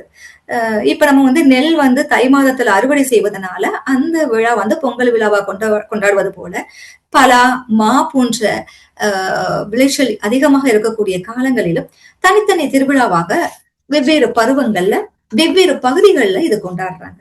இதே இந்த பொங்கல் விழாவையே வெவ்வேறு பகுதிகளை எப்படி கொண்டாடுறாங்க அப்படின்னு சொல்லி பார்த்தோம் அப்படின்னு சொல்லிட்டு அப்ப தமிழ்நாடுல பொங்கல் அப்படிங்கிறது போல ஆந்திராவின் சில பகுதிகளில் இதே பொங்கல் அப்படிங்கிற வேர்ட்லயே ப்ரொனவுன்ஸ் பண்றாங்க. மற்ற சில பகுதிகளில் சங்கராந்தி என்றும் மகர சங்கராந்தி என்றும். தெலுங்கானாவிலையும் சங்கராந்தி தான், கர்நாடகாவில மகர சங்கராந்தி, கேரளாவில மகர விளக்கு மகர சங்கராந்தி என்றும், மகாராஷ்டிராவில மகர சங்கராந்தி என்றும், குஜராத்ல உத்தராயன், பஞ்சாப்ல லோரி அப்படின்னு ஒவ்வொரு மாநிலங்களிலும் இந்த பொங்கல் திருநாளை எப்படி கொண்டாடுறாங்கிறத இந்த ஸ்லைட்ல நான் உங்களுக்கு கொடுத்திருக்கேன். இந்த சயருங்கிறதும் ஒரு வகையான ஃபெஸ்டிவல் தான். ஸோ இதுக்கு பிஃபோரா நம்ம இன்னும் கொஞ்சம் பார்க்க வேண்டியிருக்கு. என்ன அப்படின்னு சொல்லிட்டா ஜல்லிக்கட்டு வந்து எப்படி பொங்கல் அப்படின்னு சொல்லிட்டாலே பொங்கலுக்கு அடுத்து நம்ம மாட்டு பொங்கலை கொண்டு வரோம்னா அதுக்கு அடுத்து நம்ம கொண்டு வர ஒரு முக்கியமான அம்சம் என்னன்னா இந்த ஜல்லிக்கட்டு தான். சோ இந்த ஜல்லிக்கட்டுன்னு பார்த்துட்டா நம்ம மதுரை தான் நம்ம ஸ்பெசிபிக்கா நம்ம பண்ணக்கூடியது. அதிலும் குறிப்பா அலங்காநல்லூர், பாலமேடு, அவனியாபுரம், சூரியூர் மற்றும் விராலிமலை போன்ற பகுதிகளில தான். சோ எதை இது கொண்டாடுகிறது? இந்த ஜல்லிக்கட்டு வந்து கொண்டாடுவது எதை? இல்ல இந்த விழா மூலம் சொல்லப்படுவது என்ன, கொண்டாடப்படுவது என்ன அப்படிங்கிற நோக்கில் நாம் பார்த்தோம் என்றால் என்னன்னு சொல்றாங்கன்னா, ஒன்று வீரமிக்க காளைகளை வந்து நாம கொண்டாடுறோம். நல்லா பாருங்க, வீரமிக்க காளைகளை நாம் கொண்டாடுறோம். அதுக்கடுத்து அந்த காளை மாடுகளை வளர்ப்போரின் அந்த பெருமிதத்தை நாம் கொண்டாடும் வகையாகவும் எடுத்துக்கொள்ளலாம். அதுக்கடுத்து அந்த அணையும் இளைஞர்களின் துணிச்சலை நாம் கொண்டாடுகிறோம். அப்ப இந்த ஜல்லிக்கட்டுங்கிற இந்த ஒரு அம்சம் இந்த 3 அம்சங்களையும் உள்ளடக்கியதாக இருப்பதை நாம் பார்க்க முடிகிறது. சமீப காலங்கள்ல பசுமாடு மட்டும் இந்த பசுமாட்டு பால் அந்த கறக்க வேண்டும் என்பத காரணத்திற்காக எல்லா கிராமங்களிலும் பெரும்பாலும் வழங்கப்படுகிறது. ஆனால் இந்த காளைகள் இருந்த இடம் தெரியாமல் அழிக்கப்பட்டு விட்டன. பசுமாட்டை வந்து காளைக்கு விடுதல் என்று ஒரு பெயர் சொல்லுவாங்க. அது ஒரு பருவம் வந்த அந்த பசுமாடுகளை. ஆனா இன்னைக்கு இந்த இன்ஜெக்ஷன் மூலமா எல்லாமே மாறி போனதுனால இந்த காளை மாடுகளுக்கான முக்கியத்துவம் இல்லாம போயிட்டு இன்னமும் ஒரு சில இடங்கள்ல இந்த காளை மாடுகள் இருக்கிறது என்றால் அது இது போன்ற ஜல்லிக்கட்டு போன்ற நிகழ்வுகளால் மட்டுமே சாத்தியமாகிறது என்பதை நம்மால் மறுக்க முடியாதது. சோ ஒரு மரபு நூற்றுக்கணக்கான ஆண்டுகளாக பல்வேறு அரசியல் பண்பாட்டு சூழலில் வழக்குழைந்து போகாமல் நவீன யுகத்திலும் கூட தமிழ் மக்களின் ஒரு கூட்டு உணர்வால் இன்றளவும் இருக்கிறது என்றால் அதற்கு ஒரு மிகச்சிறந்த ஆகச்சிறந்த எடுத்துக்காட்டு நமது ஜல்லிக்கட்டு தான் அப்படின்னு சொல்லலாம். சோ அந்த ஜல்லிக்கட்டுங்கிற அந்த கூட்டு உணர்வை தான் நம்ம இன்னைக்கும் கூட இந்த கூட்டு உணர்வை நம்ம வந்து பார்க்க முடியுது. சோ இந்த காளை அப்படின்னு நம்ம எடுத்துக்கிட்டோம் அப்படின்னு சொல்லிட்டா காளை அப்படிங்கிற இதே வார்த்தைய காளையை பிடிக்கக்கூடிய அந்த காளையர்களையும் நாம சொல்வதை நம்ம பாக்குறோம். அப்போ ஒரு ஆற்றலின், வீரத்தின் மற்றும் எழுச்சியின் குறியீடாக இந்த காளைங்கிற வேர்டை வந்து நம்ம சிம்பலா எடுத்துக்கலாம். சோ வெற்றி அப்படிங்கிறது ஒரு ஜல்லிக்கட்டு நடக்குது அப்படின்னு சொல்லிட்டா அந்த இடத்துல வெற்றி அப்படிங்கிறது அந்த மாடோட வெற்றி மட்டும் கிடையாது, அந்த மாட்டை வளர்க்கக்கூடிய அந்த வளர்ப்பவரின் வெற்றியாகவும் அந்த மாடு சார்ந்த அந்த ஊரின் வெற்றியாகவும் அந்த ஊரின் கௌரவமாகவும் இணைத்து பார்க்கப்படுகிறது. அப்ப அந்த வெற்றி பெற்ற காளையோ சரி, அந்த காளையை அடக்கிய காளையரோ சரி, அந்த ஊர் பெயரோடு சார்ந்து கௌரவிக்கப்படுவதை நாம் இன்றளவும் நாம் பார்த்து கொண்டுதான் இருக்கிறோம். ஆகையால் இது ஒரு சமூக மரபாகவே தோற்றம் பெற்று இன்றளவும் அதை வழிநடத்தி கொண்டும் வருகிறது. சோ இந்த ஜல்லிக்கட்டின் தனித்துவம் என்னன்னா ஒரு உணர்வு கலவை. சோ உணர்வு கலவை அப்படிங்கிறது எப்படி அப்படின்னு சொல்றோம் அப்படின்னு சொல்லிட்டா, இப்ப ஃபார் எக்ஸாம்பிள் மெக்சிகோவிலையும் சரி, ஹிமாச்சல் பிரதேஷ் அப்படிங்கிற இடத்துல நடக்கக்கூடிய அந்த சயர் பண்டிகை, நம்ம நடுவுல கிளிப்பிங்ஸ்ல காமிச்சு ஸ்லைட்ல, அந்த ஹிமாச்சல் பிரதேஷ்ல இருக்கிற அந்த சயர் பண்டிகை ஆகட்டும், இல்ல இந்த மெக்சிகோவில நடக்கிற அந்த மெட்டாடர்ங்கிற அந்த காளை சண்டை ஆகட்டும், இந்த 2 சண்டைகளுமே வந்து அந்த விலங்கை வதை செய்வது போல இறுதியில் முடிவுற்றாலும் நமது ஜல்லிக்கட்டு என்பது ஒரு உணர்வு கலவையாகத்தான் இருக்கிறது. காரணம், எந்த ஒரு விலங்கு நல அமைப்பாலும் அதனை தடை செய்ய முடியாமல் போனதற்கு காரணம் விலங்குகளையும் நாம் ஒரு நேயத்தோடு பார்ப்பதாக நான் கருதுகின்றேன். 2014ஆம் ஆண்டு விலங்குகள் நல அமைப்பு எல்லாம் சேர்ந்து என்ன பண்றாங்கன்னா ஒரு தடை விதிக்கிறாங்க. இது வந்து விலங்குவதையில் உட்படுது அப்படின்னு சொல்லிட்டு. சோ அதுக்கு அடுத்து ஒவ்வொரு வருடமும் ஜனவரி பிறந்தாலே, தை மாதம் பிறந்தாலே இதற்காக ஒரு போராட்டம் நடத்தி தடை சான்று வாங்கி அதுக்கப்புறம் ஜல்லிக்கட்டு நடத்திக்கிட்டு இருக்காங்க. கடைசியில 3 வருடம் கழித்து 2017ஆம் ஆண்டு இளைஞர்கள் திரண்டு ஒரு போராட்டம் நடத்துறாங்க. அந்த போராட்டம் 1960ல இந்திய எதிர்ப்பு போராட்டத்துல எப்படி இளைஞர்கள்லாம் சேர்ந்து எப்படி எதிர்த்து ஒரு வெற்றியை கொண்டு வந்தார்களோ, அதே போல இந்த ஒரு மெரினா ப்ரொட்டஸ்ட் போல வெளிநாடுகளிலும் கூட, எடுத்துக்காட்டாக அமெரிக்கா, ஐரோப்பா, ஆஸ்திரேலியா போன்ற பல நாடுகளில் இருந்தும் ஆதரவு அளித்து இந்த ஜல்லிக்கட்டு போராட்டத்தை நடத்தி அதை என்ன பண்றாங்கன்னா நடத்துவதற்கு ஒரு ஆணையை பெறுகிறார்கள். இது மட்டும் இல்லாம அந்த சமயங்கள்ல ஜல்லிக்கட்டு சார்ந்த கவிதைகள், பாடல்கள், உரைகள் மற்றும் ஆவணப்படங்கள் எல்லாம் வெளிவந்து மக்களின் கவனத்தை பெரும்பான்மையாக அது ஈர்த்தது எனலாம். ஏன் இந்த தமிழர்களுக்கு இந்த ஜல்லிக்கட்டு இத்தனை முக்கியமானதாக இருக்கிறது அப்படின்னு நம்ம பார்த்தோம் அப்படின்னு சொல்லிட்டா, இதுதான் அந்த ஆதி உணர்வு அப்படின்னு நான் சொல்லக்கூடியது. சிந்துவெளி தொன்மங்களில் இருக்கக்கூடிய அந்த திமிழ் காளைகளை வந்து இந்த சமயத்துல நாம வந்து நினைவுபடுத்தணும்.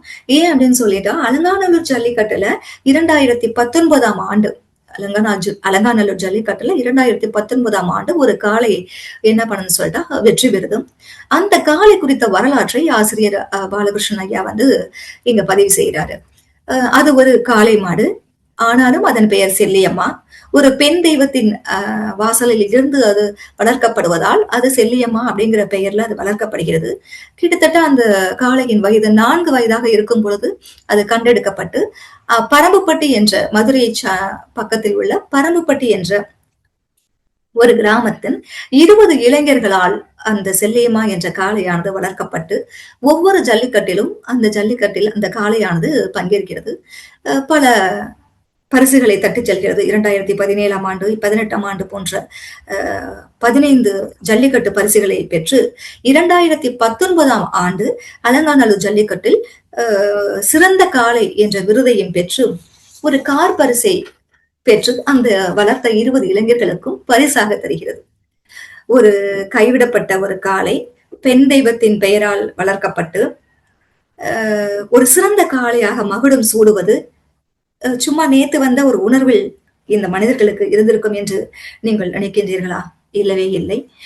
சோ சிந்துவெளி பண்பாட்டின் அந்த காளை விளையாட்டையும் இந்த திராவிடத்தையும் இணைக்கும் ஒரு தனிக்கூறாகவே இதை நாம் பார்க்க வேண்டியிருக்கிறது என்று ஆய்வாளர் நமது ஐராவதம் மகாதேவன் ஐயா அவருடைய வரியை இந்த இடத்தில் அடிக்கோட்டிட்டு காட்டுகிறார் ஆசிரியர். இந்த செல்லியம்மா குறித்த இந்த அலங்காநல்லூர் ஜல்லிக்கட்டின் நிகழ்வோடு நான் ஒரு நாவலை வந்து உங்களோட பகிர்ந்து கொள்ள விரும்புகிறேன். அந்த நாவலின் பெயர் வாடிவாசல். சீசு செல்லப்பா என்பவரால் எழுதப்பட்டது. 1959ஆம் ஆண்டு வெறும் 70 பக்கங்களில் எழுதப்பட்ட இந்த ஒரு குறுநாவல் வாசித்தோம் என்றால் நமக்கு இன்றைய ஜல்லிக்கட்டில் நாம் நின்று ஒரு ஜல்லிக்கட்டை நேராக பார்ப்பது போன்ற ஒரு உணர்வை தரவல்ல ஒரு எழுத்து வடிவத்தை கொண்ட ஒரு நாவலாக நாம் இதை உணரலாம். இந்த நாவல்ல பாத்தீங்க அப்படின்னு சொல்லிட்டா காரி அப்படிங்கிறது அந்த காளையோட பெயர். இதுல என்ன ஸ்பெஷல் அப்படின்னு சொல்லிட்டா, இந்த காரிங்கிற காளையை அடக்கக்கூடிய அந்த பிச்சி அப்படிங்கிற ஒரு இளைஞன் வந்து அந்த காரி என்ற காளைக்கும் பிச்சி என்ற அந்த இளைஞனுக்கும் உள்ள ஒரு உறவு வந்து ஒரு 2 தலைமுறை உறவை வந்து சொல்லக்கூடிய ஒரு நாவலாக இது வந்து இருக்குது. மெயின் என்ன அப்படின்னு சொல்லிட்டா, இந்த பிச்சியுடைய தன் தந்தைய வந்து இந்த காளை வந்து ஒரு போட்டியில கொன்றிருக்கும். தன் தந்தையின் குருதி படைந்த அதே நிலத்துல அதே காளைய நாம அடக்கணுங்கிற ஒரு உணர்வோட அந்த காரிங்கிற அந்த இளைஞன் வந்து அந்த இடத்துல வந்து போராடி அதே காளைய நம்ம என்ன செய்வோம் அப்படின்னு சொல்லிட்டா வெல்வான். சோ இந்த மனப்போராட்டங்களை அவ்வளவு ஒரு அழகா சேசு செல்லப்பா வந்து அதுல பதிவு செய்திருப்பாரு. சோ நம்ம இதுல என்ன கவனிக்கணும் அப்படின்னு சொல்லிட்டா, நிலம் மற்றும் பண்பாடு சார்ந்த ஒரு முக்கியமான அடையாளமாக ஒரு ஆவண பதிவாக இந்த வாடிவாசல்ங்கிற நாவலை நாம பார்க்க முடியுது. சோ தமிழரின் மரபு மற்றும் பெருமைக்கான ஒரு ஆவணமாகவும், ஒரு தந்தை தோற்ற இடத்தில் மகன் வென்று காளையை அடக்கி, மேலும் அந்த காளையானது ஒரு வர்க்க போராட்டத்தை நினைவூட்டும் விதமாக ஒரு ஜமீன்தாரின் வளர்ப்பாக வளர்க்கப்பட்டது என்பதையும், அங்கே அவருடைய அந்த மன போராட்டத்தையும் எப்படி வந்து இந்த காளையால நம்ம காளை அடக்கப்பட்டது. சோ அந்த காளை இனிமே நமக்கு தேவையான அந்த ஜமீன்தார் எடுக்கக்கூடிய ஒரு முடிவை வந்து இறுதியில அந்த நாவல் எப்படி முடிச்சிருப்பாருன்னா, மிருகமானது மிருகமா இருக்காது, ஆனா மனிதன் வந்து ஒரு மிருகமா மாறி இருப்பாருன்னு சொல்லி முடிச்சிருப்பாரு. கிராமிய உணர்வுகளை ஆழமா இங்க பதிவு செய்திருப்பாரு. ஒரு மருதன்கிற தாத்தா மூலமா இந்த கிராமத்தில் இருக்கக்கூடிய அந்த உணர்வுகளை இங்க அழகா அதை பதிவு செஞ்சிருப்பாரு. கண்டிப்பா இந்த ஜல்லிக்கட்டு ரிலேட்டடா ஆர்வமா இருக்கக்கூடிய அத்தனை பேரும் வாசிக்க வேண்டிய ஒரு நாவல் அப்படிங்கிறது இந்த இடத்துல நான் சொல்ல வேணுங்கிறதுக்காக தான் இந்த கிளிப்பிங்ஸை வந்து ஸ்லைடை நான் வந்து எங்க வச்சேன். சோ இப்ப சிந்துவெளி பண்பாட்டுல இந்த திமிழ்காளை அப்படின்னு சொல்லிட்டு நம்ம வந்தோம் அப்படின்னு சொல்லிட்டா, சிதைவிடங்கள்ல அதாவது சிந்துவெளி இடங்கள்ல நமக்கு கிடைக்கக்கூடிய சிதைவிடங்கள்ல அதிகமா நமக்கு கிடைக்கக்கூடியது என்னன்னு பார்த்தா, திமிழ் காளை தவிர கம்பீரமான தோற்றத்தை தரக்கூடிய வேற எந்த ஒரு முத்திரையுமே நமக்கு கிடைக்கவில்லை. சோ காளை அப்படின்னு சொல்லிட்டாலே ஒரு நேர்கொண்ட பார்வை, தன்னம்பிக்கை, அதுக்கடுத்து நிமிர்ந்து செருக்கு கொண்ட ஒரு உருவமைப்புடையத ஒரு பொறிப்புகளா நமக்கு கிடைச்சிருக்குது. சோ இது எதை வந்து ஒரு சிம்பாலிக்கா ரெப்ரசன்ட் பண்ணுது அப்படின்னு பாத்தீங்கன்னா, அங்க வாழ்ந்த மக்களின் தன்னம்பிக்கை, செல்வ செழிப்பு, தன்னிறைவு மற்றும் இறையாண்மை ஆகியவற்றின் ஒரு குறியீடாக நாம் இதை எடுத்துக்கொள்ளலாம். அந்த படத்தை பார்த்தாலே நமக்கு வந்து அந்த அந்த ஒரு அந்த இந்த நிமிர்ந்த செருக்கெல்லாம் நமக்கு தானாவே தெரியுது. சோ அதை பார்த்தாலே நாமே நிமிர்ந்து இருக்கணும் அப்படிங்கிற ஒரு இன்சிஸ்டன் வந்து நம்ம மனசுக்குள்ள ஏறுது. சோ இங்க ஏர்னஸ்ட் மெக்காய் அப்படிங்கிறவரு என்ன சொல்றாரு, அந்த 4000 வருடங்களுக்கு முன்னாடி M312 அப்படிங்கிற அந்த கிடைத்த அந்த இதுல ஒரு என்ன ஒரு படம் அந்த பாத்தீங்கன்னா, ஒரு காளை வந்து பல மனிதர்களை முட்டி தூக்கி வீசி எறிவது போன்ற ஒரு கிடைக்குது. சோ அது வந்து என்னவா இருக்கலாம், ஒண்ணு இந்த விலங்கு போய் அந்த மனிதர்களை முட்டுவதா இருக்கலாம், இல்ல பல மனிதர்கள் சேர்ந்து அந்த காளைய அடக்குவதாகவும் நாம் எடுத்துக்கொள்ளலாம் அப்படின்னு சொல்றதோட, இந்த தொங்குத தாடை, அடுத்து அந்த அகன்று வளைந்த இந்த கொம்பு பகுதி, அடுத்து அந்த கம்பீரமாக நிற்கக்கூடிய இந்த தோற்றம், இது எல்லாமே பெருநகரங்கள்ல மட்டும்தான் கிடைச்சிருக்கு. சோ அப்படின்னா இது ஒரு முக்கியமான ஒரு குலப்பிரிவு சார்ந்த மக்கள் பயன்படுத்தப்படக்கூடிய ஒரு முக்கியமான ஒரு முத்திரையாக இது வந்து இருந்திருக்கணும். அதோடு மட்டும் இல்லாம இது சடங்கு மற்றும் வழிபாடுகள்ல இது ஒரு முக்கியத்துவம் பெற்றுள்ளதாகவும் இங்கே ஜெயம் கணாயருடைய கூற்றுப்படி நாம் அதை ஏற்க வேண்டியிருக்கிறது. இவர் மற்ற முத்திரைகளையும் நமக்கு கம்பேர் பண்ணி காமிக்கிறாரு.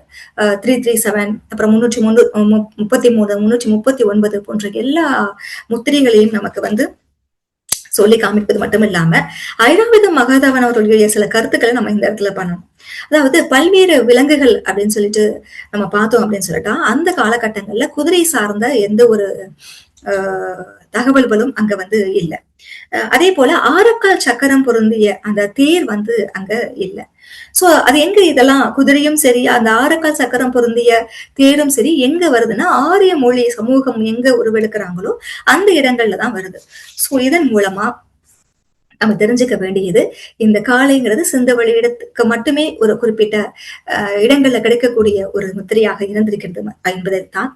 மகாராஷ்டிராவில தைமாபத்துல ஆரக்கால் இல்லாத தட்டை சக்கரங்கள் வந்து கிடைச்சிருக்கு அப்படிங்கிறதோட, இந்த சிந்துவெளி முத்திரைகள்ல ஒரு புலி வந்து முக்கியமான ஒரு முத்திரையா இருக்குது. ஆனா ரிக்வேதத்துல இந்த குறிப்பு இல்லைங்கிறதையும் நமக்கு சொல்றாங்க. சோ ஹரப்பாவில மாக்கல் அப்படிங்கிற ஒரு இதுல 2000 ஆண்டுகளுக்கு முன்னதாக 2 காளைகள் வந்து மோதுவதை போன்ற ஒரு முத்திரை பதிப்பை வந்து கிடைச்சிருக்கத நமக்கு ஆய்வாளர்கள் காட்டுறாங்க. இப்ப இந்த ஜான் மார்ஷல் முத்திரை வந்து இந்த கிடைக்கக்கூடிய அந்த முத்திரை எல்லாம் ரொம்ப ரொம்ப ரொம்ப பாதுகாக்கப்பட்டதாக இருந்திருக்க வேணும். ஏன்னா ஒரு முக்கியமான குலமரபு சார்ந்து அவங்க பயன்படுத்தினதால இது வந்து பாதுகாக்கப்பட்ட முத்திரைகளாக தான் இருந்திருக்கும் அப்படிங்கிறதையும் நாம இங்க வந்து சொல்ல வேண்டியிருக்கு. சோ அடுத்து நம்ம பொழுதுபோக்கு மற்றும் விளையாட்டு மரபு அப்படின்னு வந்தோம் அப்படின்னு சொல்லிட்டா, ஹரப்பாவுல அகழி எண் 11 அப்படிங்கிற அந்த இதுல குட்டையான விலங்கோடு மனிதன் போராடுதல் அப்படிங்கிற ஒரு இதுவும், அகழி எண் 54ல முள்மரம் கீழ் 2 காளைகள் மோதிக்கொள்ளுதல், அதுதான் இது. இந்த முள்மரத்துக்கு கீழே 2 காளைகள் மோதிக்கொள்ளுதல் போன்ற ஒரு உருவ அமைப்பையும், அதே போல சேவல் சண்டை போல காளைகளையும் என்ன பண்றாங்க, அந்த சேவல் சண்டை போல காளைகளையும் மோத விட்டுருக்காங்க.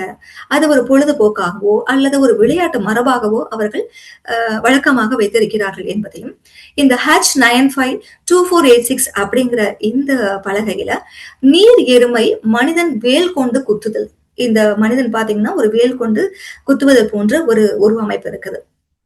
சோ இது எல்லாத்தையும் நம்ம வந்து ஒரு 4 வகையை நம்ம என்ன பண்ணலாங்கிறாங்கன்னா பிரிக்கலாங்கிறாங்க. சோ மனிதன் மற்றும் உறவு, அதனுடைய உரசல், இது சார்ந்து அதை எப்படி பிரிக்கிறாங்கன்னா, ஒண்ணு வந்து ஏறு தழுவுதல், அந்த காளையை வந்து அவன் ஏறு தழுவுதற்காக பயன்படுத்தி இருக்கணும். அடுத்து வந்து ஒரு மனிதன் வந்து ஒரு மாடோட மோதக்கூடிய ஒரு நிகழ்வு, ஒரு விளையாட்டு நிகழ்வாக கூட இருக்கலாம். மூன்றாவது 2 காளைகள் என்ன பண்ணிக்கலாம், மோதி விளையாடக்கூடிய ஒரு விளையாட்டாக இருந்திருக்கலாம். அதுக்கடுத்து எருமைய பலியிடுதல் சடங்காக இருந்திருக்கலாம் அப்படிங்கிற இந்த கருத்தாங்கங்களையும் நமக்கு முன்வைக்கிறாங்க. இதுல நம்ம இன்னும் முக்கியமா கவனிக்க வேண்டியது என்ன அப்படின்னு சொல்லிட்டா, ஒரு ஜல்லிக்கட்டு ஒரு இடத்துல நடக்குது, இல்ல 2 காளைகள் ஒரு இடத்துல மோதுது அப்படின்னு சொல்லிட்டா, ஸ்வர்ணா நான் பேசுறது கேக்குதுங்களா? இப்ப கேக்குது மேம். பவர் போயிடுச்சா மேம்? லைட் போன மாதிரி தெரிஞ்சது. No problem, no problem. ஒரு 1 செகண்ட்ல வந்துரும். நான் ஆடியோ கொடுத்துட்டு இருக்கேன், அப்புறம் கனெக்ட் ஆயிடும். ஓகேவா?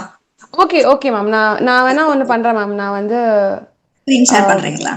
ஸ்கிரீன் ஷேர் பண்ணி அந்த பவர் பாயிண்ட் ஒரே செகண்ட் மேம் நான் ரெடி பண்ணிடுறேன். சரி, நான் கண்டினியூ பண்ணிட்டே இருக்கேன். ஆக்சுவலா இந்த ஏறு தழுவுது அப்படின்னு சொல்லி பார்த்தோம் அப்படின்னு சொல்லிட்டா, இந்த ஏறுங்கிற இந்த வார்த்தை வந்து மாடு அப்படிங்கிற அந்த செல்வத்தை குறிக்கக்கூடிய ஒரு பொருள்.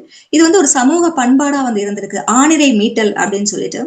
சங்க இலக்கியத்துல இந்த ஏறு தழுவுதலை காளை அடக்குபவர்களை யாரெல்லாம் இருக்காங்களோ அவங்களையெல்லாம் இந்த ஆயர்குல பெண்கள் வந்து திருமணம் செய்வதில் விருப்பமுடையவர்களாக இருந்திருக்கிறாங்க. சங்க இலக்கிய பாடல்கள் பாத்தீங்கன்னு சொல்லிட்டா சிலப்பதிகாரமும் அதற்கு சிறந்த ஆவண பதிவுகளாய் இருக்கின்றன.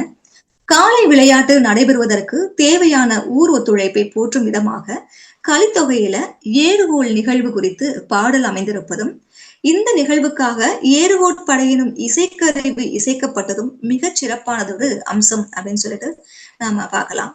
இது ஒரு பொழுதுபோக்கு நிகழ்வாகத்தான் இருந்திருக்குமா அப்படின்னு சொல்லிட்டா கண்டிப்பா இல்ல. இது ஒரு பண்பாட்டு வாழ்வியலாகவும் அமைந்திருக்கிறது. இந்த விளையாட்டை தமிழ் மக்களின் வளமை சடங்கு அல்லது வழிபாட்டு மரபின் ஊடாக புரிந்து கொள்ள நம்ப வேண்டும். இந்த காளைகளை பாத்தீங்கன்னா பொலிக்காளைன்னு சொல்லுவாங்க. இப்ப கூட நம்ம பொங்கல் கிராமங்கள்ல நடக்கக்கூடிய இந்த பொங்கல் விழாக்கள்ல பொலி விடுறது அப்படின்னு சொல்லுவாங்க. எங்க ஊர் பகுதியில் இன்றளவும் நடந்துகிட்டு தான் இருக்குது. மாட்டு பொங்கல் அன்னைக்கு முத நாள் இந்த மாடுகளை கொண்டு போய் குளத்தங்கரையில குளிப்பாட்டி அதுக்கெல்லாம் அங்கேயிருந்து என்ன பண்ணி விடுவாங்கன்னா பொலி கூட்டுறதுன்னு சொல்லி அவுத்து விடுவாங்க. சோ கிராமங்கள்ல எல்லா பக்கங்கள்லும் என்ன பண்ணும் அப்படின்னு சொல்லிட்டா, இந்த மாடுகள் எல்லா மாடுமே, நாட் ஒன்லி காளை மாடு, பசுமாடு, கண்ணுக்குட்டி எல்லாமே என்ன பண்ணினா அப்படியே வெறிச்சு எல்லா திசைகள்லயும் அப்படியே ஒரு ஃப்ரீயா என்ன பண்ணிட்டுனா ஓடிட்டு வந்துட்டு இருப்பாங்க. சோ அது ஒரு ரொம்ப ஒரு சந்தோஷமான ஒரு நிகழ்வா அது இருக்கும். வீடு மாடு, வளர்ப்பு மாடு அப்படிங்கிறதுனால எல்லாமே அவங்கவுங்க வீட்டுக்கு வந்துடும். இருந்தாலும் ஒரு சில மாடுகள் வந்து அந்த இளைஞர்களின் கட்டுக்குள்ள சிக்காம அப்படி திமிரி வெளிவருவத அந்த ஜல்லிக்கட்டுக்கு ஒத்த நிகழ்வா நாம என்ன பண்ணலாம்னா பார்க்கலாம். தேங்க்ஸ் பத்தா. அடுத்த ஸ்லைடு. இந்த ஏறுங்கிற வார்த்தை நம்ம வேற பாவல் ஏறு அப்படிங்கிற ஒரு அடைமொழியா நம்ம கவிஞர்களுக்கு எல்லாம் உபயோகம் செய்யறோம்.